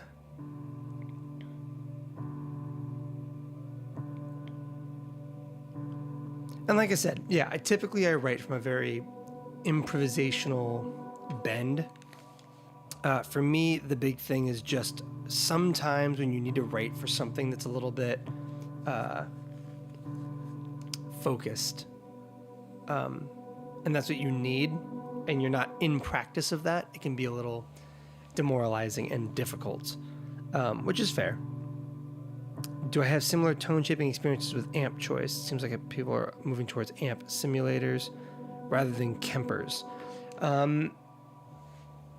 I have a couple of amps I really love.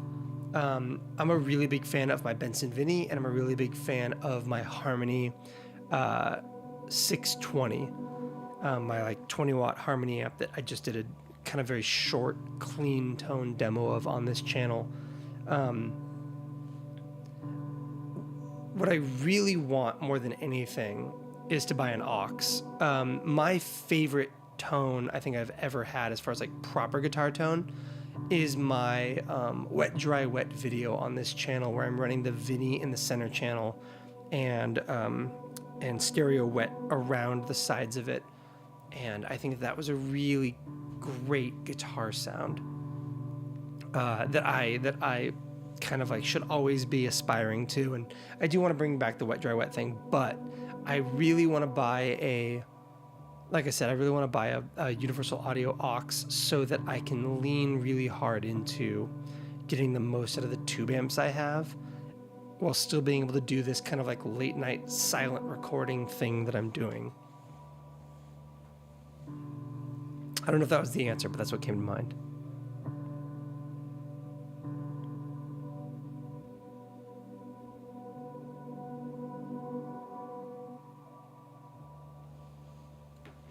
The funny thing is, peanut butter guy, or peanut butter toast guy. Am I missing a word? I am. Peanut butter toast guy. I've written a podcast intro before. I have a podcast that is somewhat kind of like, I don't want to call it defunct. It's on hiatus. But I do have a podcast, and it's a buddy of mine and it's a history podcast. And I did the intro music. It's just, I call it a sting because it's just it's 2 notes. But I wrote a little like intro sting for it that I actually love, and I'm a really big fan of it. This thing was supposed to be like 30 to 60 seconds for a podcast intro, and I found that to be a much more challenging thing than just having like a really solid like sting. But like I wrote nothing but minute-long stuff for Instagram for a long time, and I don't know why it was so difficult to create something cohesive.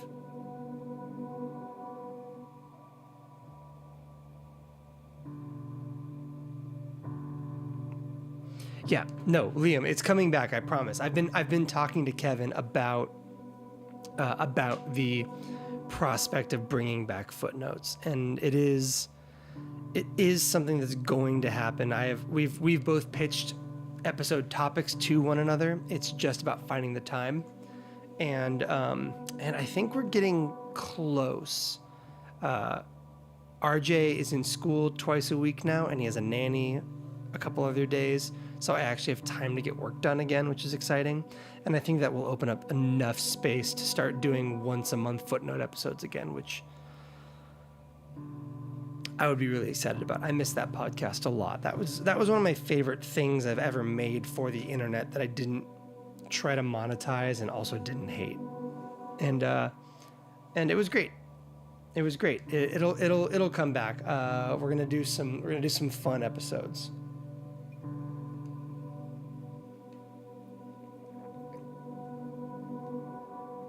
Oh my gosh. I just realized how low this mic is and how much I've been like slouching for the past like hour and a half or 2 hours or whatever. Here we go. And stand that light up a little bit. There we go. Look at that. Oh gosh, turn that brightness down. Oh, that's the temperature. I don't like that. Oh, too bright.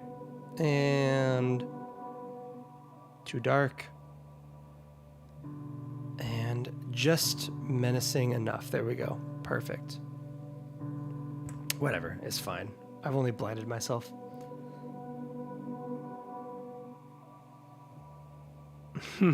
I love how many people in my chat have to leave, or like in these live streams have to leave halfway through because their kids wake up. Because like while we've been doing this, I've been watching RJ roll over in his baby monitor. And every time I see him move, I'm like, oh God, is he gonna wake up?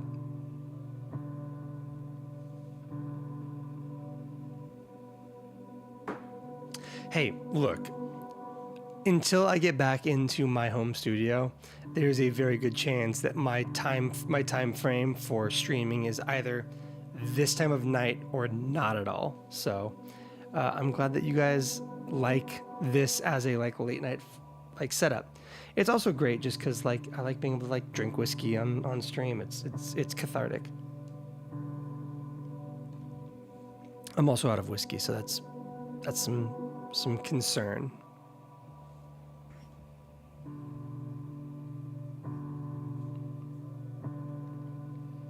Have a good night, Gary.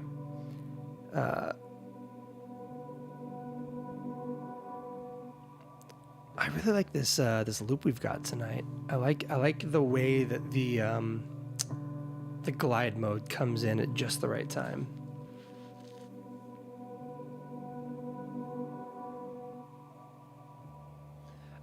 It is midnight here on the West Coast. Yeah.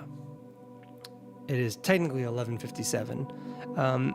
I am probably headed to bed in the not too distant future. Yeah, it seems like the responsible choice to make. Christian. Okay, fine, peanut butter toast guy. I should probably wait until it makes the noise on the screen so that everybody knows what happened. Oh yeah, you guys don't hear the noise. You just see the thing pop up. Once Dave's thing drops down a slot because peanut butter toast guy. Wait for it. There it is. Peanut butter toast guy. That is the cue. Okay, we're staying on stream a little bit longer. I'm gonna get another like finger and a half of whiskey and we'll keep streaming. It is not healthy for me to make the rule that people can kind of like donate into more drinking, but you know, whatever. It's not like I'm filming a wedding tomorrow, but I am.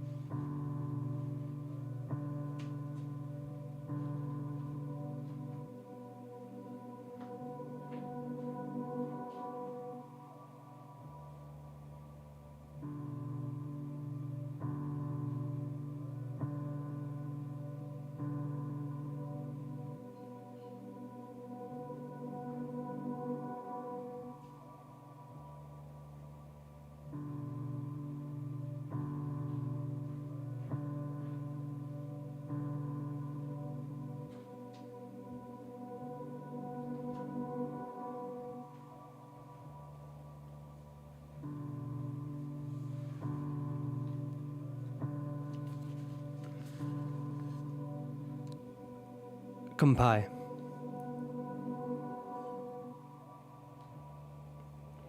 There we go.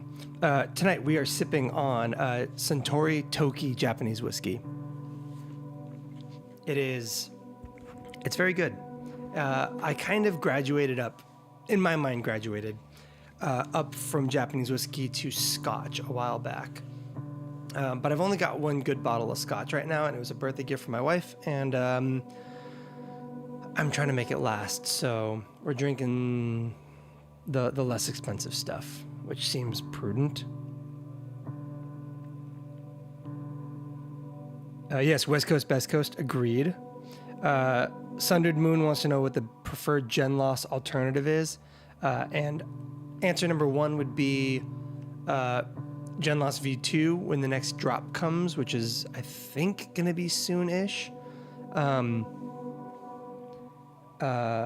If you can get your hands, which you should be able to, if you can get your hands on the Cooper Effects arcades, you can get the Gen Loss card for that, and that actually is really great and a lot more easy to come by. What else? A lot of bit crushers will get you somewhere in the ballpark. Gosh, it's hard. Nothing quite does the Gen Loss thing the way that I feel like the Gen Loss hits for me. And so that's a hard thing to kind of, really give advice on. I really love the Gen Loss when I want that sound. A lot of bit crushers get too harsh, if you know what I mean. The Gen Loss hits a really beautiful sweet spot. Yeah, David, no, you are correct. And I'm aware that that's going to become a problem if these streams grow in popularity at all. But for now, it's a risk we're willing to take.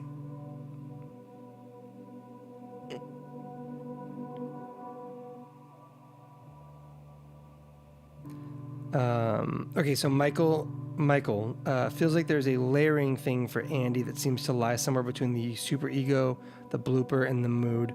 For you, does that space exist between Therme, Microcosm, and Volante? Oh, man.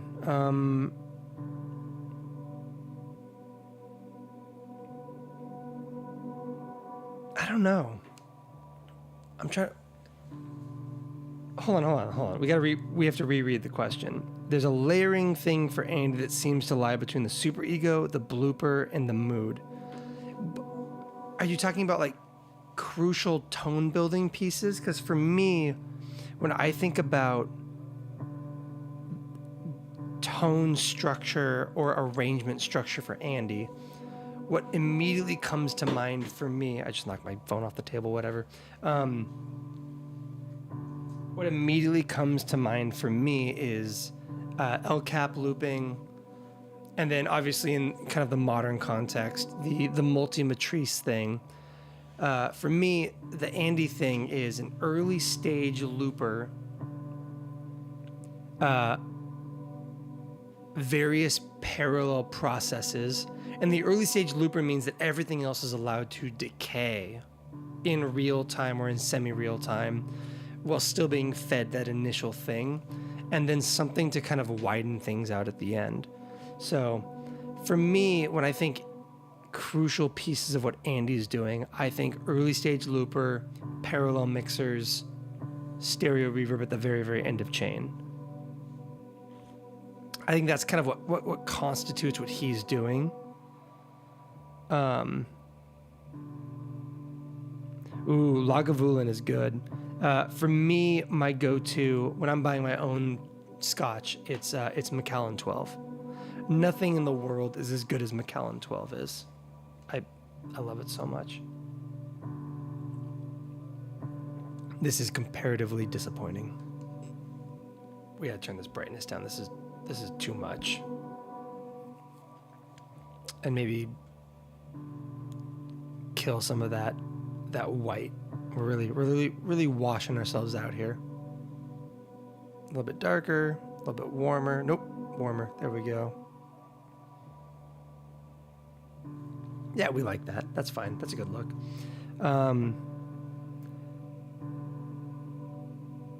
For me, if the question is essential pieces of the signal chain.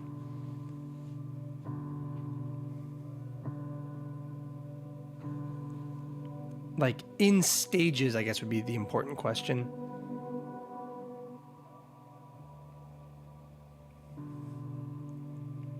I would say it's Gen Loss, Microcosm, Mercury 7, or Benson Preamp, Gen Loss, or Benson Preamp, Microcosm, Mercury 7. I feel like those three pedals could get me pretty far in life. Matt wants to know what my favorite looking pedal is, and the answer is...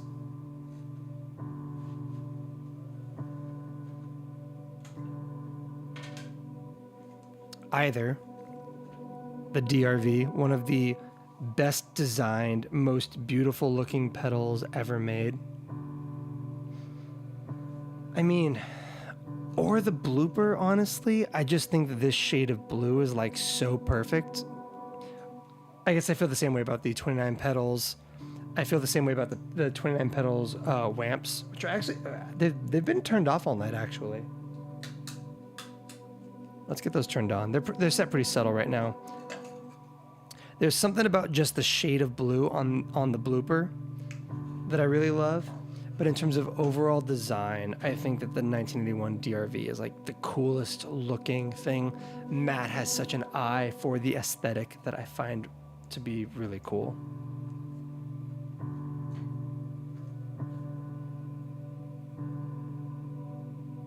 The blackout DRV is dope. I have two. I have my white one that has the three primary color stripes, and then I have the original V2 silver one, kind of gray or gray silver, whatever, that I find to be very, very beautiful as well. That was my first one, actually. Oh yeah, we have water. It's probably wise.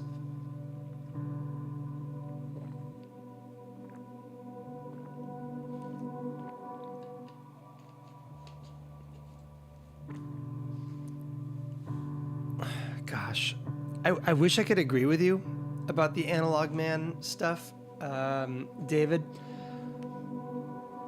There's something about Analog Man's graphics that I feel like it's like if hieroglyphics could be written in papyrus. Like if the Egyptians could have reverse engineered papyrus and not the other way around. That's how I feel about Analog Man's graphics.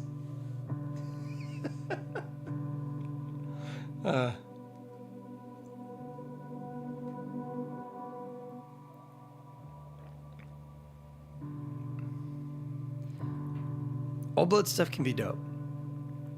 There's a couple of their pedals that I'm not crazy about the looks, like the artwork on. I'm trying to remember what pedal it was. They were like unveiling it, and I made a joke that I thought it was by a certain artist because it had skulls on it, and I was right. It wasn't the reflector, but it was something after the reflector. God, I forgot the reflector existed. I owned one of those for a while and I really liked it, but I have not seen a single person using the reflector in years. That's not the point. The point is, Old Blood stuff, sometimes it looks phenomenal and sometimes it just doesn't hit for me. I think that's the challenge with like actual art on your pedals as opposed to like really basic, like consistent aesthetics. Like I'm lukewarm on the art on the Dweller, but I really love the art on the Procession, and I love the art on the Black Fountain so much that at some point I'm getting it tattooed on me, because the Black Fountain was the first boutique pedal I ever really truly fell in love with, and it's kind of somewhat responsible for my journey down this road. And also it looks freaking great. What is his name? Tyler or something. The guy who did the art for it. I follow him on Instagram. And he's a freaking amazing visual artist. He's super talented. Dalwhinnie Scotch. Okay. You know what? This is accurate. I just screenshotted the screen right now so I can remember to check out Dalwhinnie Scotch later. Because I am curious. I'm trying to remember the name of the scotch that I've got in the pantry right now. It's not Glenmorangie. It's not Macallan. What is it? This is the least compelling thing to do on stream, is to sit here and try to figure out a question you could answer by walking away from the camera for a minute and 20 seconds. But I can't remember. The Pladask aesthetic is very cool. I have missed the boat entirely on Pladask stuff. I have never played a single pedal of theirs. I have never spoken to or interacted with the guy who builds for Pladask ever. I know their stuff is really well loved, and for some reason I just ships in the night between me and Pladask stuff.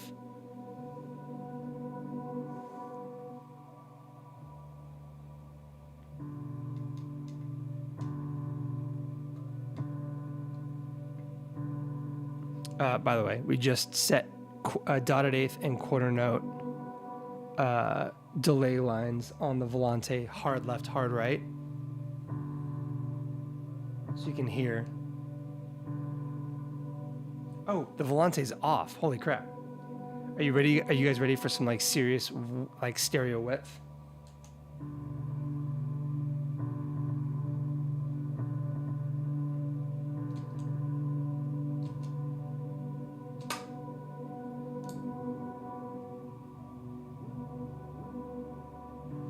There we go. That's the ticket.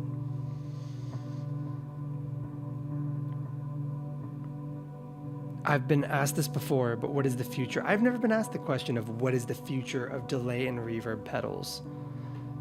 I don't know. I don't know. I think that the future is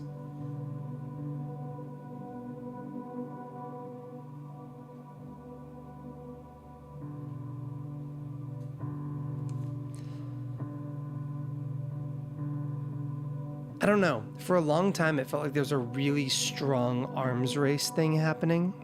Every pedal had to get more complicated. Every pedal had to get more expensive and showy and everything. And that still happens, obviously. This last year, we've had the release of the...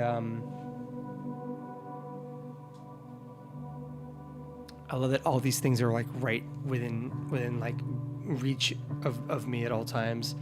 We have the 1981, sorry, not the 1981, Jesus, the CXM 1978 from Chase Bliss and Maris.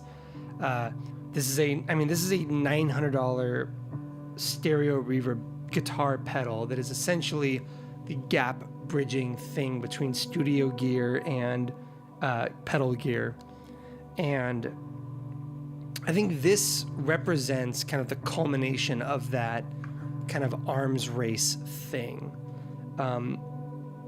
It's great. It's let me be clear, it's very good. But I don't think I could have predicted that as the future of guitar pedals before it came out. And I also don't know that it is the future of guitar pedals. I think it is the future. It is a important piece of the guitar pedal reverb landscape. I also don't know that I'm the right person to answer this question, because what I want out of delay and reverb is not necessarily what everybody else wants or the audience at large wants. I've been harassing a company behind the scenes for a while now about stereo delay capabilities.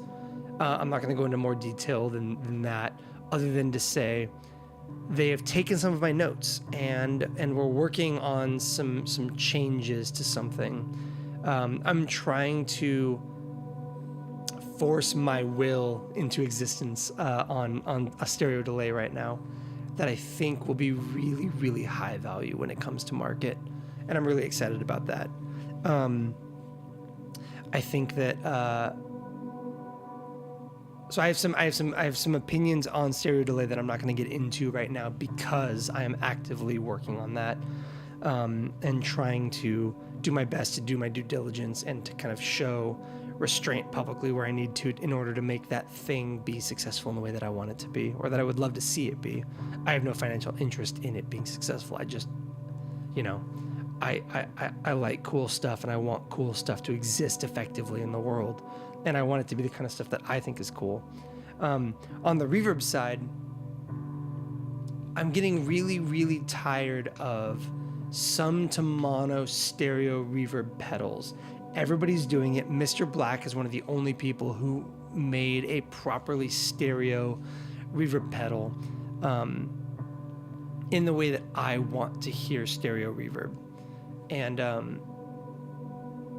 I want to see the future of reverb pedals to be essentially the Valhalla vintage verb plug-in on a pedal format. That's what I want. I want real legit studio reverbs, the kind of studio reverbs that are actually being used by producers in the studio right now. Things like Valhalla, which is used by every single studio engineer I have ever known. I want to see something like that in pedal form, but without corners being cut. I want the left channel and the right channel to generate their own stereo images. I want the crossover points to be exactly right. I don't just want a thing that hits in the set, like the Maris Mercury 7, the CXM, the Big Sky, the Empress Reverb, the New Neighbor Wet, the New Neighbor Immerse, the New Neighbor Illumine.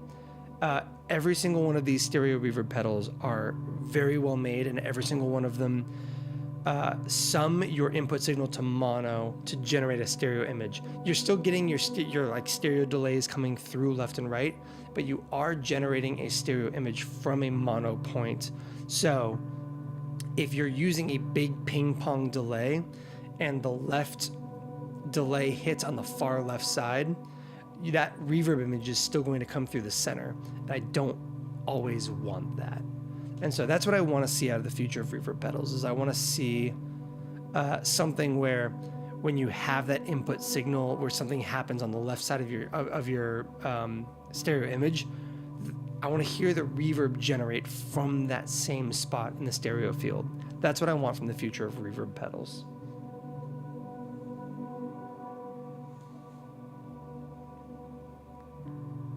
How much do pedal graphics matter to you?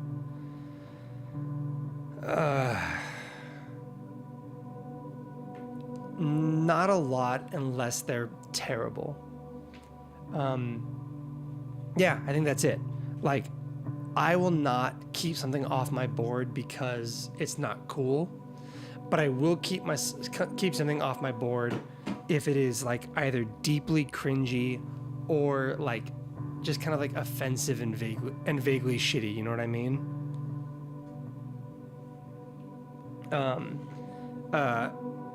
Examples would be, I don't know. Oh, hey, we're getting some subscribers. Some subscribers coming through. That's awesome. A company that I think makes some really cool stuff is like Stone Deaf. Stone Deaf, oh my gosh, subscribers just left and right now. That's awesome. Stone Deaf makes some really cool pedals. The Trematron tremolo is really cool. It's got a big skull on it, which I'm not crazy about, but like it's still a great sounding trem, and that wouldn't stop me. But he has a drive called like the Dirty Blonde or the Filthy Blonde or something like that, and it's like a topless like bimbo cartoon with giant breasts that are like covered up by the logo, and I straight up wouldn't put that on my board. I just think it's dumb. I think it's regressive and stupid, and I don't find it to be clever.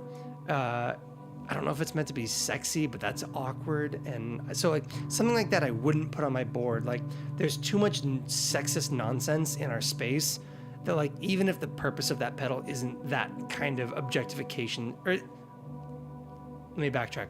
Even if the purpose of that is not to have a sexist attitude, it's objectifying in a space where we have a problem with that already, and I wouldn't put that on my board. So that's the kind of stuff that I actively wouldn't put on my board in terms of like pedal art, is stuff that I find to be regressive and backtracking of where we need to go as a group.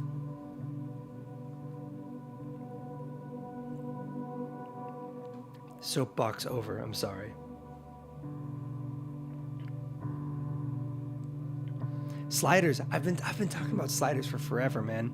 I was calling Year of Sliders back when I was demoing the Old Blood Fault V2 with the sliders. Jonathan, yeah. I also thought that the CXM was endgame, but no preset spillover, sums to mono for the reverb signal. Those two things, they're limitations. It's still a great reverb, but like, it just means that nobody yet has made, in my mind, the perfect reverb pedal. It just doesn't exist yet. It's not out there.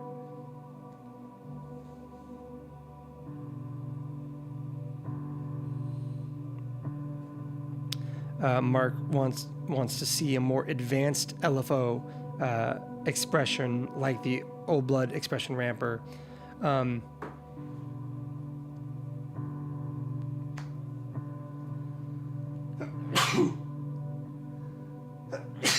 Oh gosh, excuse me. There's something coming soon. Yeah, there's a very interesting expression controller on the horizon. I can't talk about it, but there's an interesting thing coming out in the not too distant future that I think will sate a lot of people like myself who really love the expression ramper. Like, I bought one and I love it. I think it's really cool. And the first thing I did after I played with it for like a half hour was I started DMing Dan at Old Blood, asking for when he would introduce X feature to it or Y feature to it, and he was like, "Yeah, I don't think we're gonna do any of that," which is fair. That's not what Old Blood is there for. But there is a company coming out with a slightly more aggressive version of this kind of thing, and I don't know, it's gonna be really cool. I'm very excited about it. And by that I mean I have one here, and I can't show it to you guys. Sorry. Maybe we should make that a stream goal for these.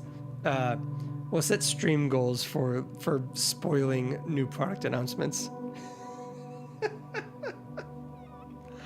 It'd have to be a really high stream goal because it would heavily impede my ability to like make any money in this space moving forward.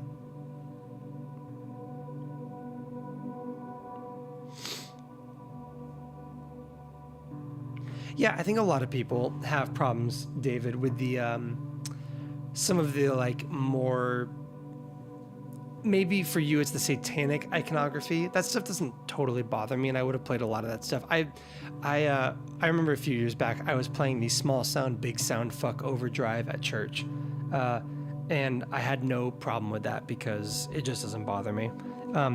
But I do get where you're coming from, and there are some pedals, especially some of the like abominable effects and stuff that are, even if it's not the goat head, some of them just have like, you know, a weird amount of like kind of like gore or like gross out stuff on them, and that stuff doesn't totally gel with me either. Like, I spend a lot of time staring at my board while I'm like recording, and you know, it's stuff that needs to get you in the right headspace. So I'm sympathetic to what you're saying.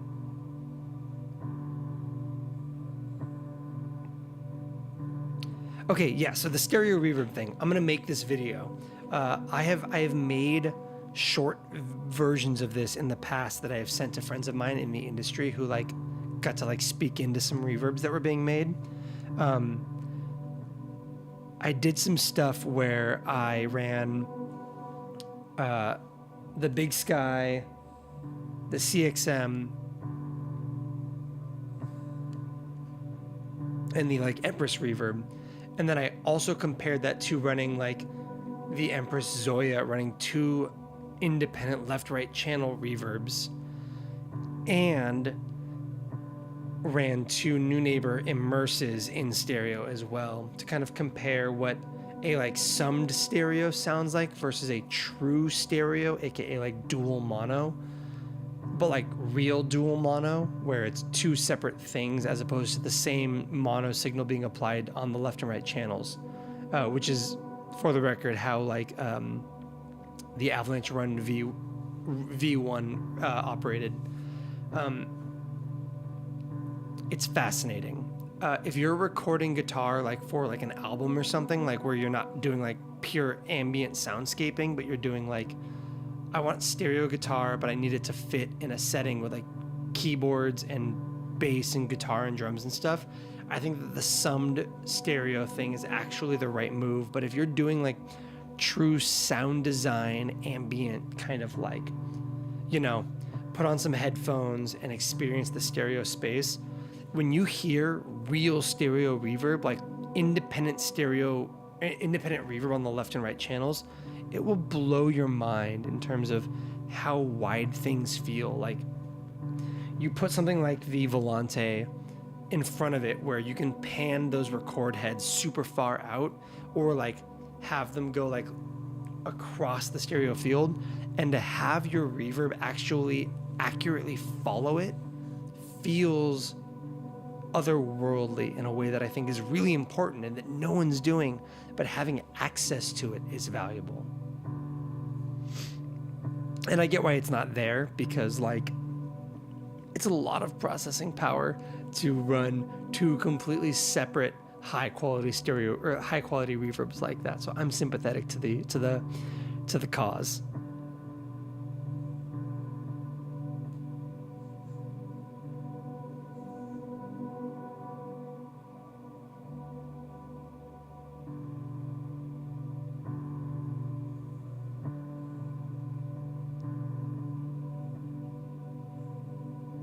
Oh my gosh, Alexander, another person who has to bail out of the live stream because their kid woke up. Gosh, this is like just dad club. It's like late night whiskey dad club, and I am so here for it. God, that brings me such joy.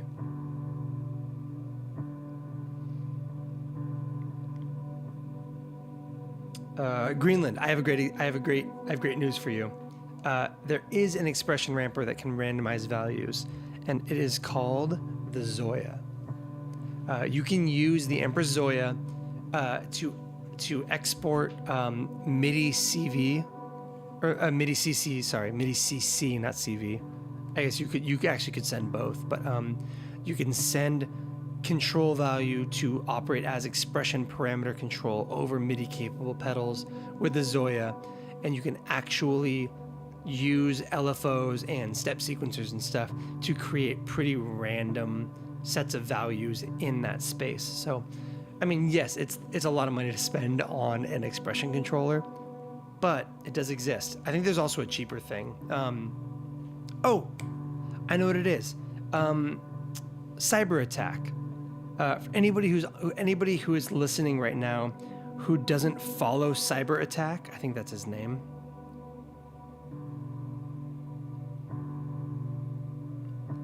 Yes, Cyber Attack. His YouTube series is called How to Be Advanced with pedal demo stuff.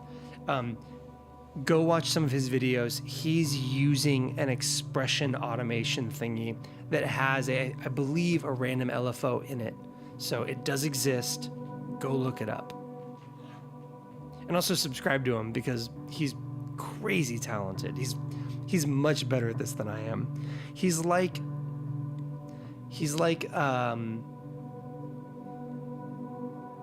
if Nick Reinhardt wrote melodically sensible music. I love Nick. That's not actually a shot at him. Jonathan, you did ask this before. If I had to pick between Fripp or Eno, who would I pick and why? And the answer is I don't care. I don't listen to anything that Fripp or Eno wrote. I only vaguely am aware of Frippertronics as a concept because I have seen a Chords of Orion video once in my life. I get that I'm supposed to care about Brian Eno and Robert Fripp. Maybe is that his name? I just don't care. It's kind of like the Beatles. I get that you're supposed to like them. I don't care. It's like Tom Petty. I get that you're supposed to like Tom Petty. I hate Tom Petty. Like, I can't be convinced to like things that I'm supposed to like if I don't care. And Brian Eno and Fernando Frippertronics, they fall into that category for me. I'm sorry. Why don't I use my Zoya as my reverb if it can do the thing? Because the algorithm that I love about the Zoya, or the best algorithm that Empress has is the ghost reverb, and it's not always what I want. I really love the Mercury 7. And I like being able to change parameters very quickly in the Mercury 7, and changing parameters quickly on the Zoya is not a real thing. Everything in the Zoya is tedious, and it's one of the things that makes the Zoya so high value, but everything about the Zoya is tedious. There's nothing else that can be said about it. It's its strength and its weakness.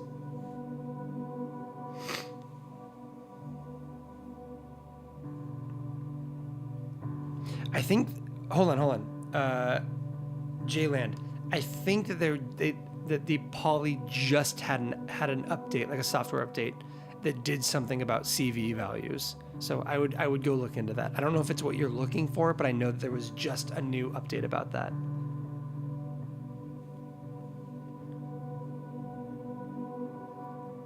Yes, the sidestep. Redwood is correct that the thing that Cyber Attack is using is called the sidestep, and that it's awesome. And also that Cyber Attack is awesome. Even though we know the answer now, still go subscribe to Cyber Attack, and then also DM him on Instagram and tell him that 1,000 of you subscribe to him because I told people to, just because I want to see how many people actually do that.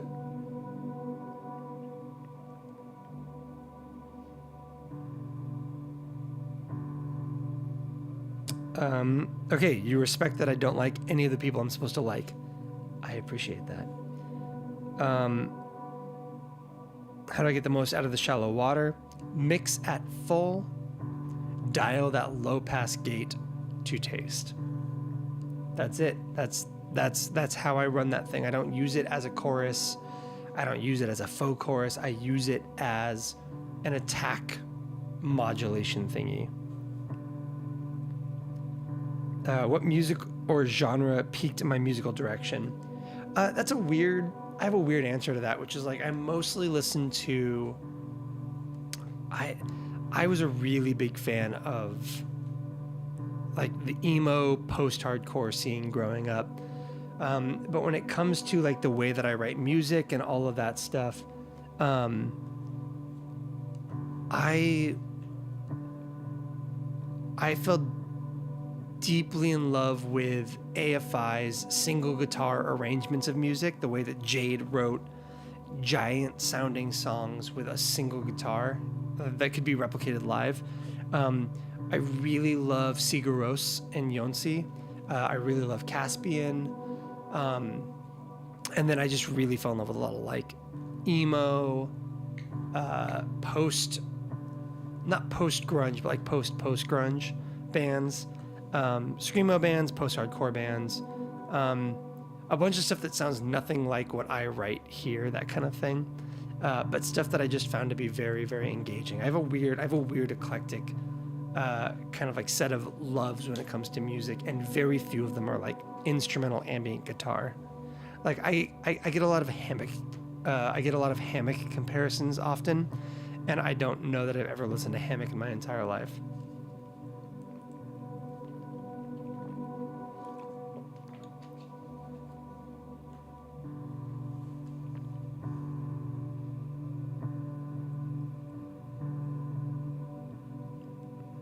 I don't even know if post grunge is an accurate way of describing it. For me, when I say post grunge, I'm trying to think of like I don't even know what that would. I don't know what that would be. It's like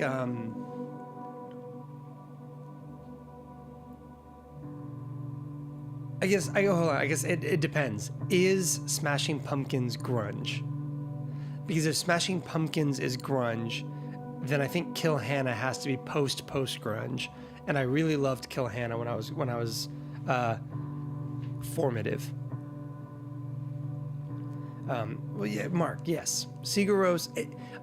Anybody who doesn't love Sigur Rós is an enemy of mine. Jonsi is a hero, and I will die on that hill. That band is amazing.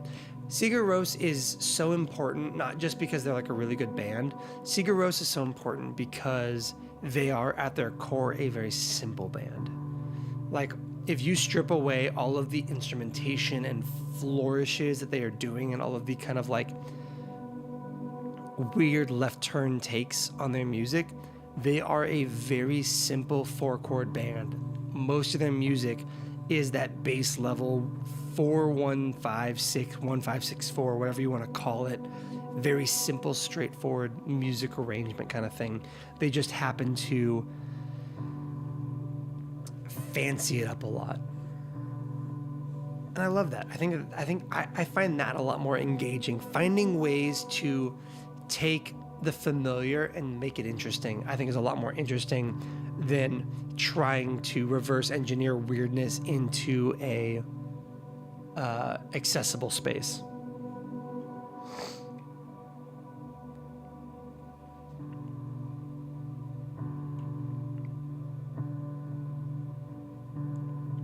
Okay, here's the question, Jonathan. Is Aaron's not the main guy. He's not the jazz master dude. Is he the Telly guy or the Les Paul guy? Is he the guy who plays the 70s thin line Telly, or is he the guy that plays the Les Paul? I want to know. Inquiring minds.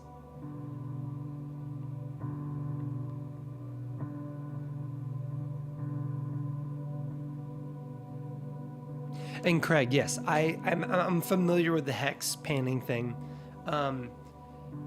It's not quite the thing. So I have a mental image of a panning utility pedal that I want, and the hex thing is very close as far as a single thing goes, but it's not the thing. It's not the end all be all. It is the old blood signal blender to my idealized matrice, if that makes sense. Dude, that's awesome. Aaron is freaking great. Like, I go back to the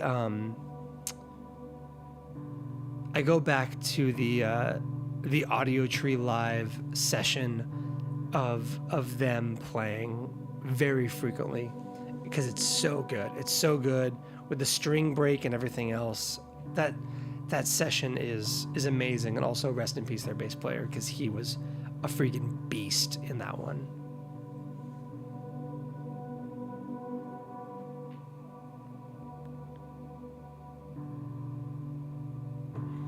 I do need to get. I'm coming to grips with the fact that I have to get like a matrice or some sort of parallel looper, because I have found my favorite thing about these late night streams is not playing guitar and just having like the loop do its thing while I just kind of like chat and like answer questions and kind of talk to you guys.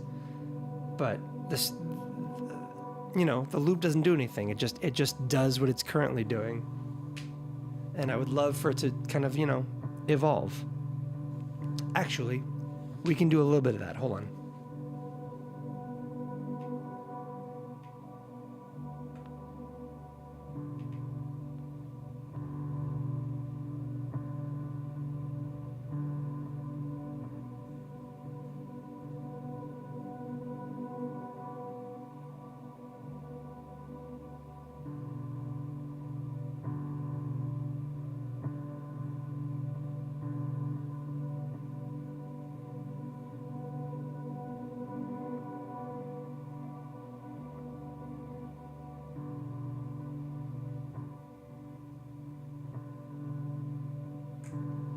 Okay, there we go.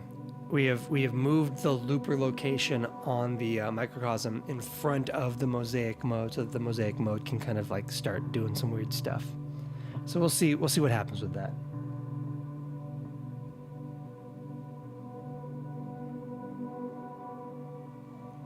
Ooh, I'm already hearing some like upper octave stuff coming in. That's exciting.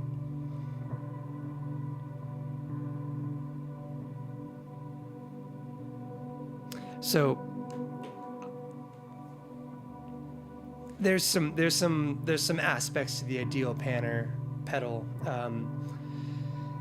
that I think might be a product that I am kind of like very tepidly and lightly working out with a buddy of mine. So I don't want to go too deep into it right now, because I may need to have a hand in bringing something like that to market in the not too distant future. I would love to not cut myself off at the knees with that one. So we're working on it. We'll see.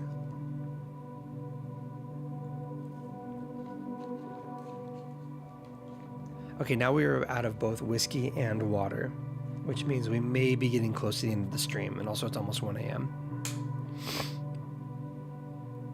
Oh wow, I didn't know he was out of the band. That's a bummer.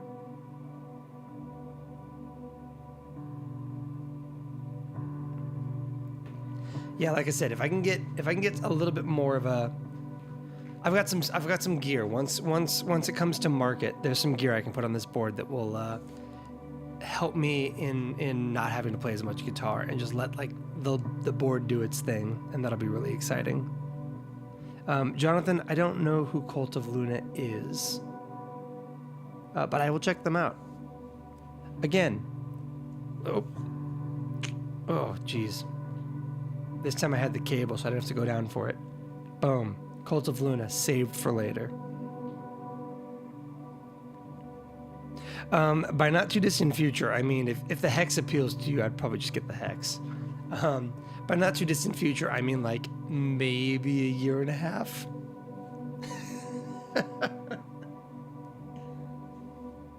Oh, by the way, one of the final things that we will call attention to before we finish the stream up. Let's crank this light up a little bit. Awkward, very bright. And then we're going to turn it away.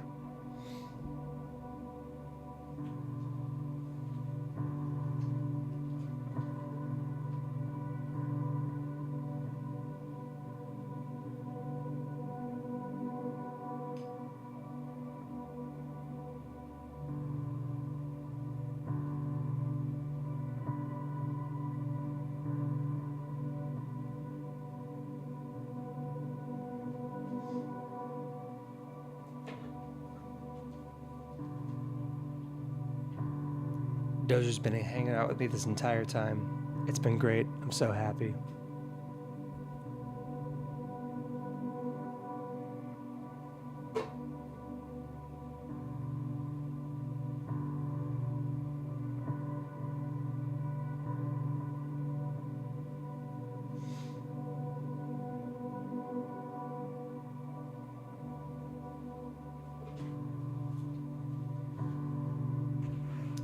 Dozer's the best.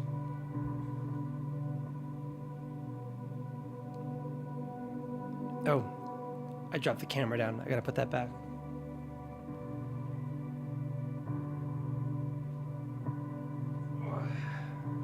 Is that fixed? There we go. It's fixed enough. Although I think I'm out of focus now.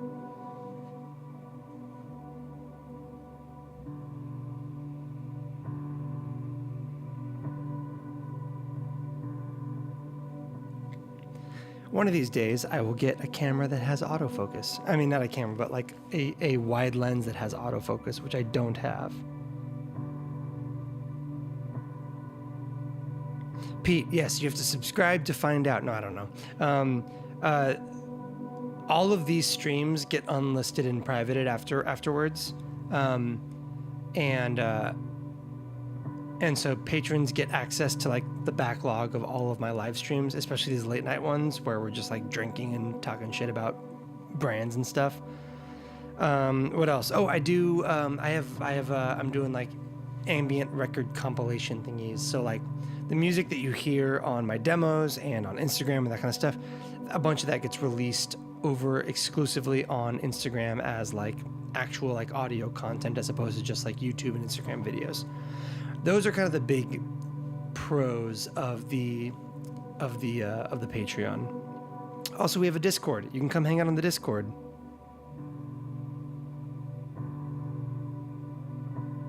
And yes, Dozer is the best. He's very sleepy. He's an old man. He's like 13, which is horrifyingly old for a French bulldog, and gives me a lot of anxiety. But yes, he's currently in best life mode right now. He's doing very well.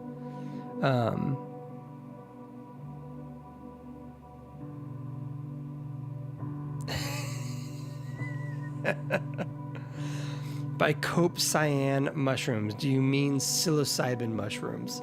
Because cope cyan sounds like the kind of spelling that you would take on psilocybin if you were on psilocybin.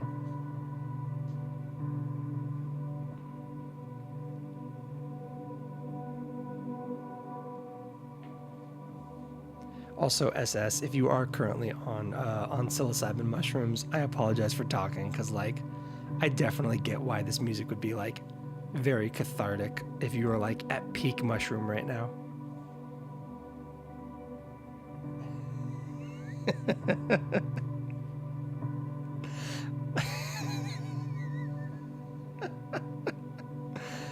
Cope cyan mushrooms is amazing. That has to be a misspelling for psilocybin, right? Oh my god. Oh my god.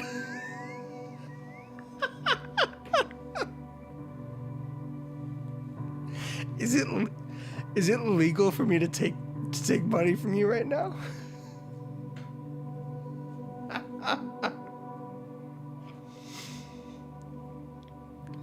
Oh my god, it's actually cope cyan. I feel like I have to Google this.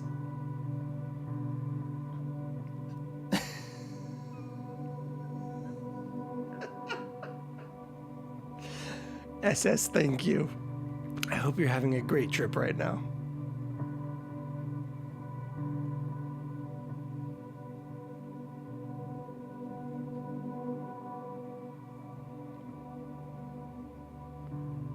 Okay, but by snorting, do you mean snorting or sorting? The fact that you can kind of like engage with a live chat right now on like super strong, oh, shortening it. Okay, that also makes sense. But okay, but I was right. It is psilocybin. It just happens to be like a really crazy psilocybin. Jeez. Copelandia. Okay, I'm screenshotting this too because I want to Google this later. I'm very curious. I didn't realize that there were different like types of psilocybin mushrooms. I thought it was just the psilocybin. Yeah, David, that's the thing. The fact that he's SS, I apologize for referring to you in the third person right now. Like I get that could probably be a little bit like disassociating if you're currently like on a real hard like mushroom trip. The fact that you can peanut butter. Oh my god, I'm trying to be serious. The fact that you can even like engage with like the live chat right now, with you like when you're like on like crazy psilocybin mushrooms is, I guess the bigger thing is I don't know how much 6.2 grams is. Like, I'm trying to think about like how many grams of coffee I make in the morning, and I'm trying to like use that as my point of reference. And 6.2 doesn't seem like a lot of grams, but like for crazy strong psilocybin mushrooms, it might be like a ton.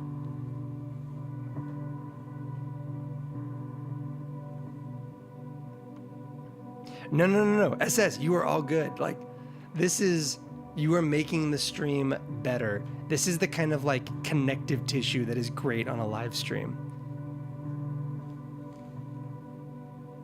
Like typically it's like, you know, somebody asks a question about gear and then I kind of talk about it and everybody else kind of like, you know, queues up for their question or like, you know, kind of sits through the answer, but like, dude, everybody immediately honed in on your thing, and I appreciate that. And like, I love that. It's very like unifying of you, and I want to affirm that. I hope that is something useful for you.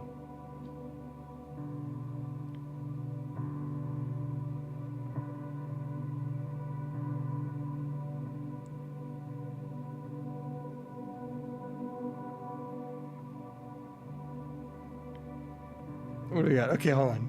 They have strains of mushrooms the way they do pot. 6.2 is a lot. It's like 4 doses. Oh my god.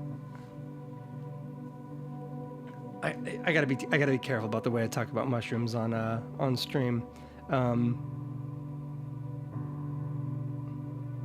We do love mushroom talk, and yes, this is a good vibes only space, which is why we're doing the ambient looping thing with a ton of reverb and all that.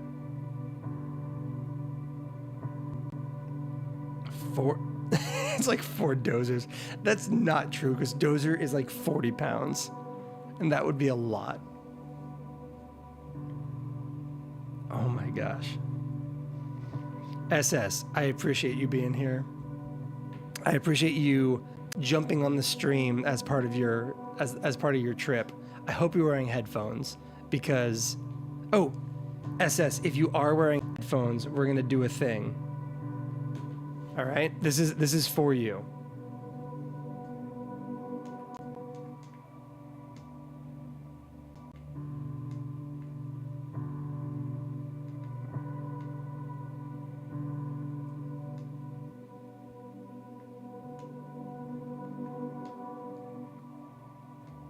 So SS, one of my favorite tricks on the Strymon Volante is the ability to pan the different delay heads out into the stereo field.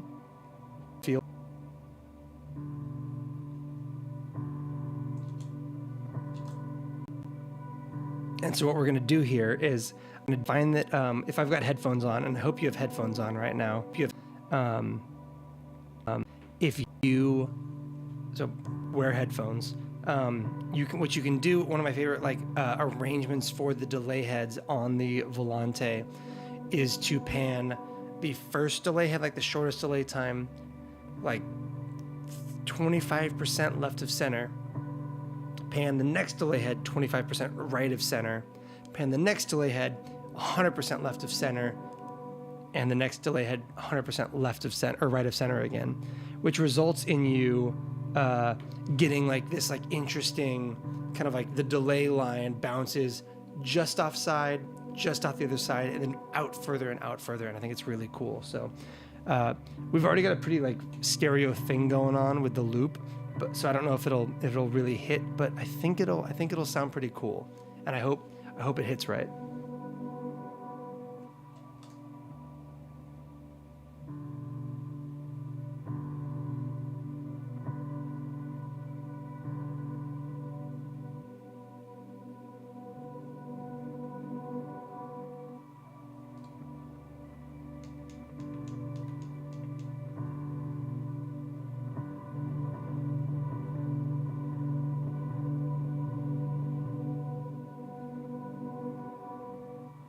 We're also going to set it to the longest delay time.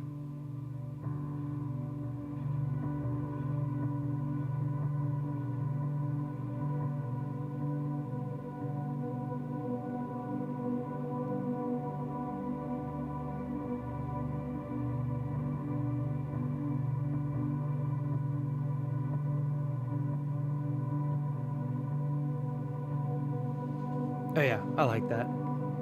That is very, very wide.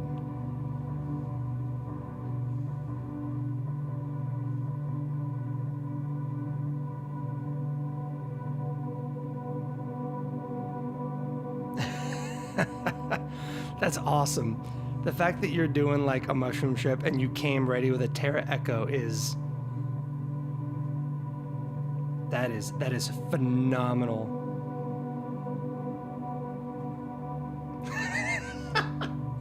Peanut butter toast guy. Dude, if he was running this stream through the Terra Echo, I would respect that so hard.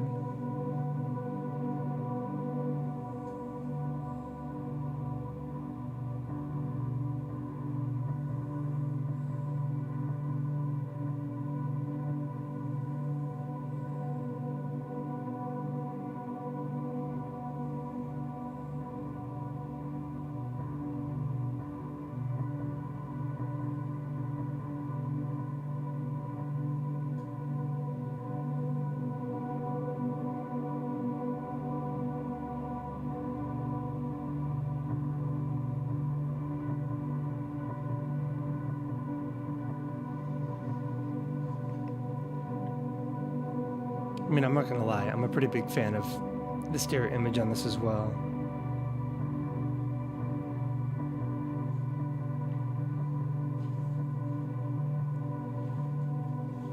See, now I feel like we just gotta like hang for a while and just kind of like let that bounce.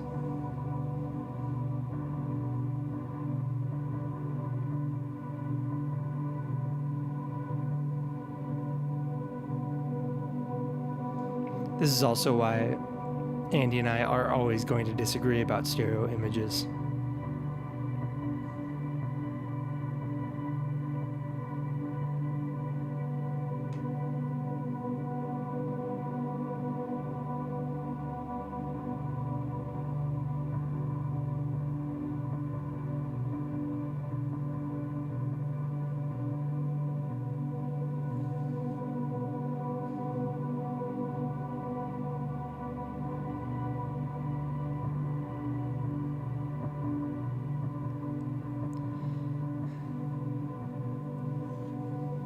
Such is my respect for you right now that I'm not gonna trash talk the Capistan at all. Although the deco is dope. I wish I had a deco. I would be running one like all the time if I owned one. I just don't happen to have one.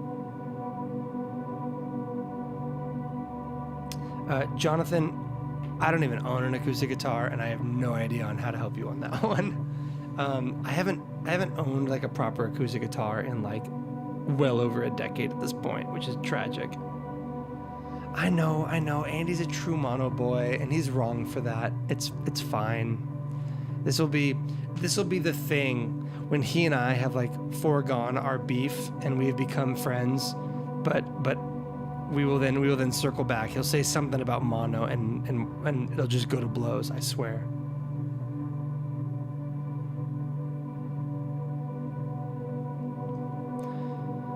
Okay, I have hard opinions about the timeline, despite the fact that I want one. I do want a deco. I think that the sunset actually seems super appealing. Like, I would be really into the sunset, I think. Oh, Matt, Andy is Andy Richter. He was the kind of like assistant pseudo co-host to Conan O'Brien on the Team Coco late night talk show on TBS.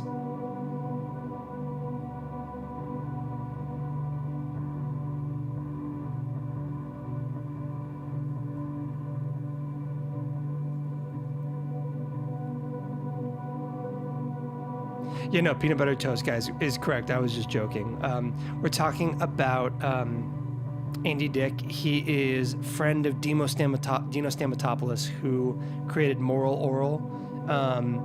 Andy is best known for being complicit in the death of the guy who voiced Troy McClure in The Simpsons. That's who we're talking about.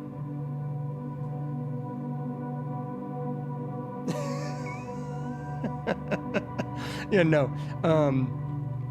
Andy Othling. He is the godfather of modern ambient guitar. He's like legitimately so. He's probably done more for kind of like niche ambient generative guitar stuff than anybody else that I can think of. Like, in a weird very niche online space. He's like, you know, he's, I don't know. He's probably done more for anybody else. Like,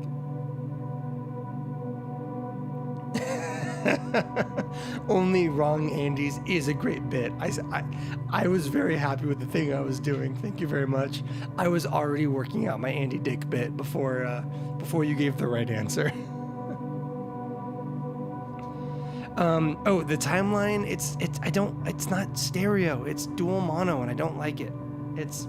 It sounds great. I'll probably get one eventually anyways, especially for when I start playing live again, but all of the delay algorithms are just a mono delay line with the Haas effect applied for stereo widening, and I don't like that. I don't like that that's the only option you have in that pedal for stereo delay, other than just going straight to the like dual mode. I don't like that. I want the option to have panning delays or ping-ponging delays on all my modes. Frustrates me.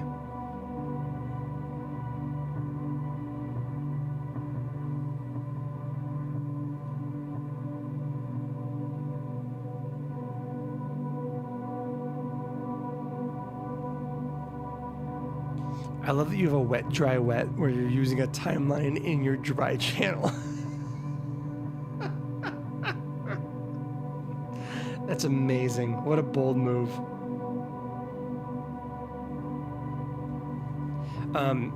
Volante is amazing. It's one of my favorite delays ever made. It is a close second to the actual best delay ever made, the Chase Plus Audio Therme.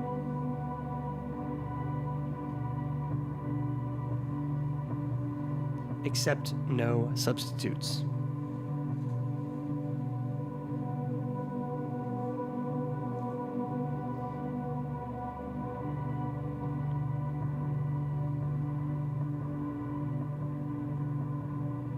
Yeah, David, I don't think you understand the fundamentals of a wet, dry, wet.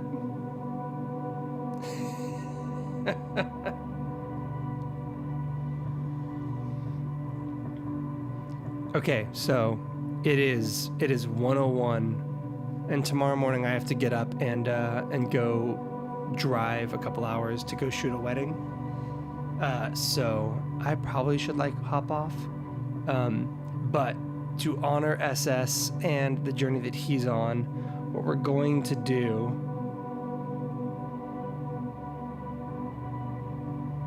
So what we're going to do is I'm gonna hit that little end card thingy, but I'm gonna let the stream run while I kind of get everything ready to go to bed.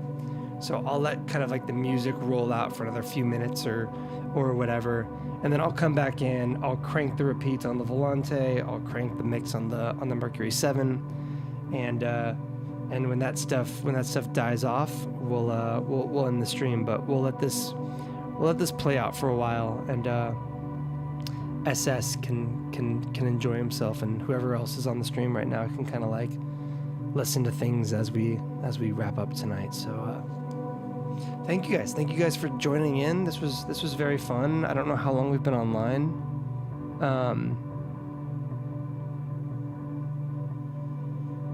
I don't know. YouTube doesn't tell me. Does the mobile app tell me?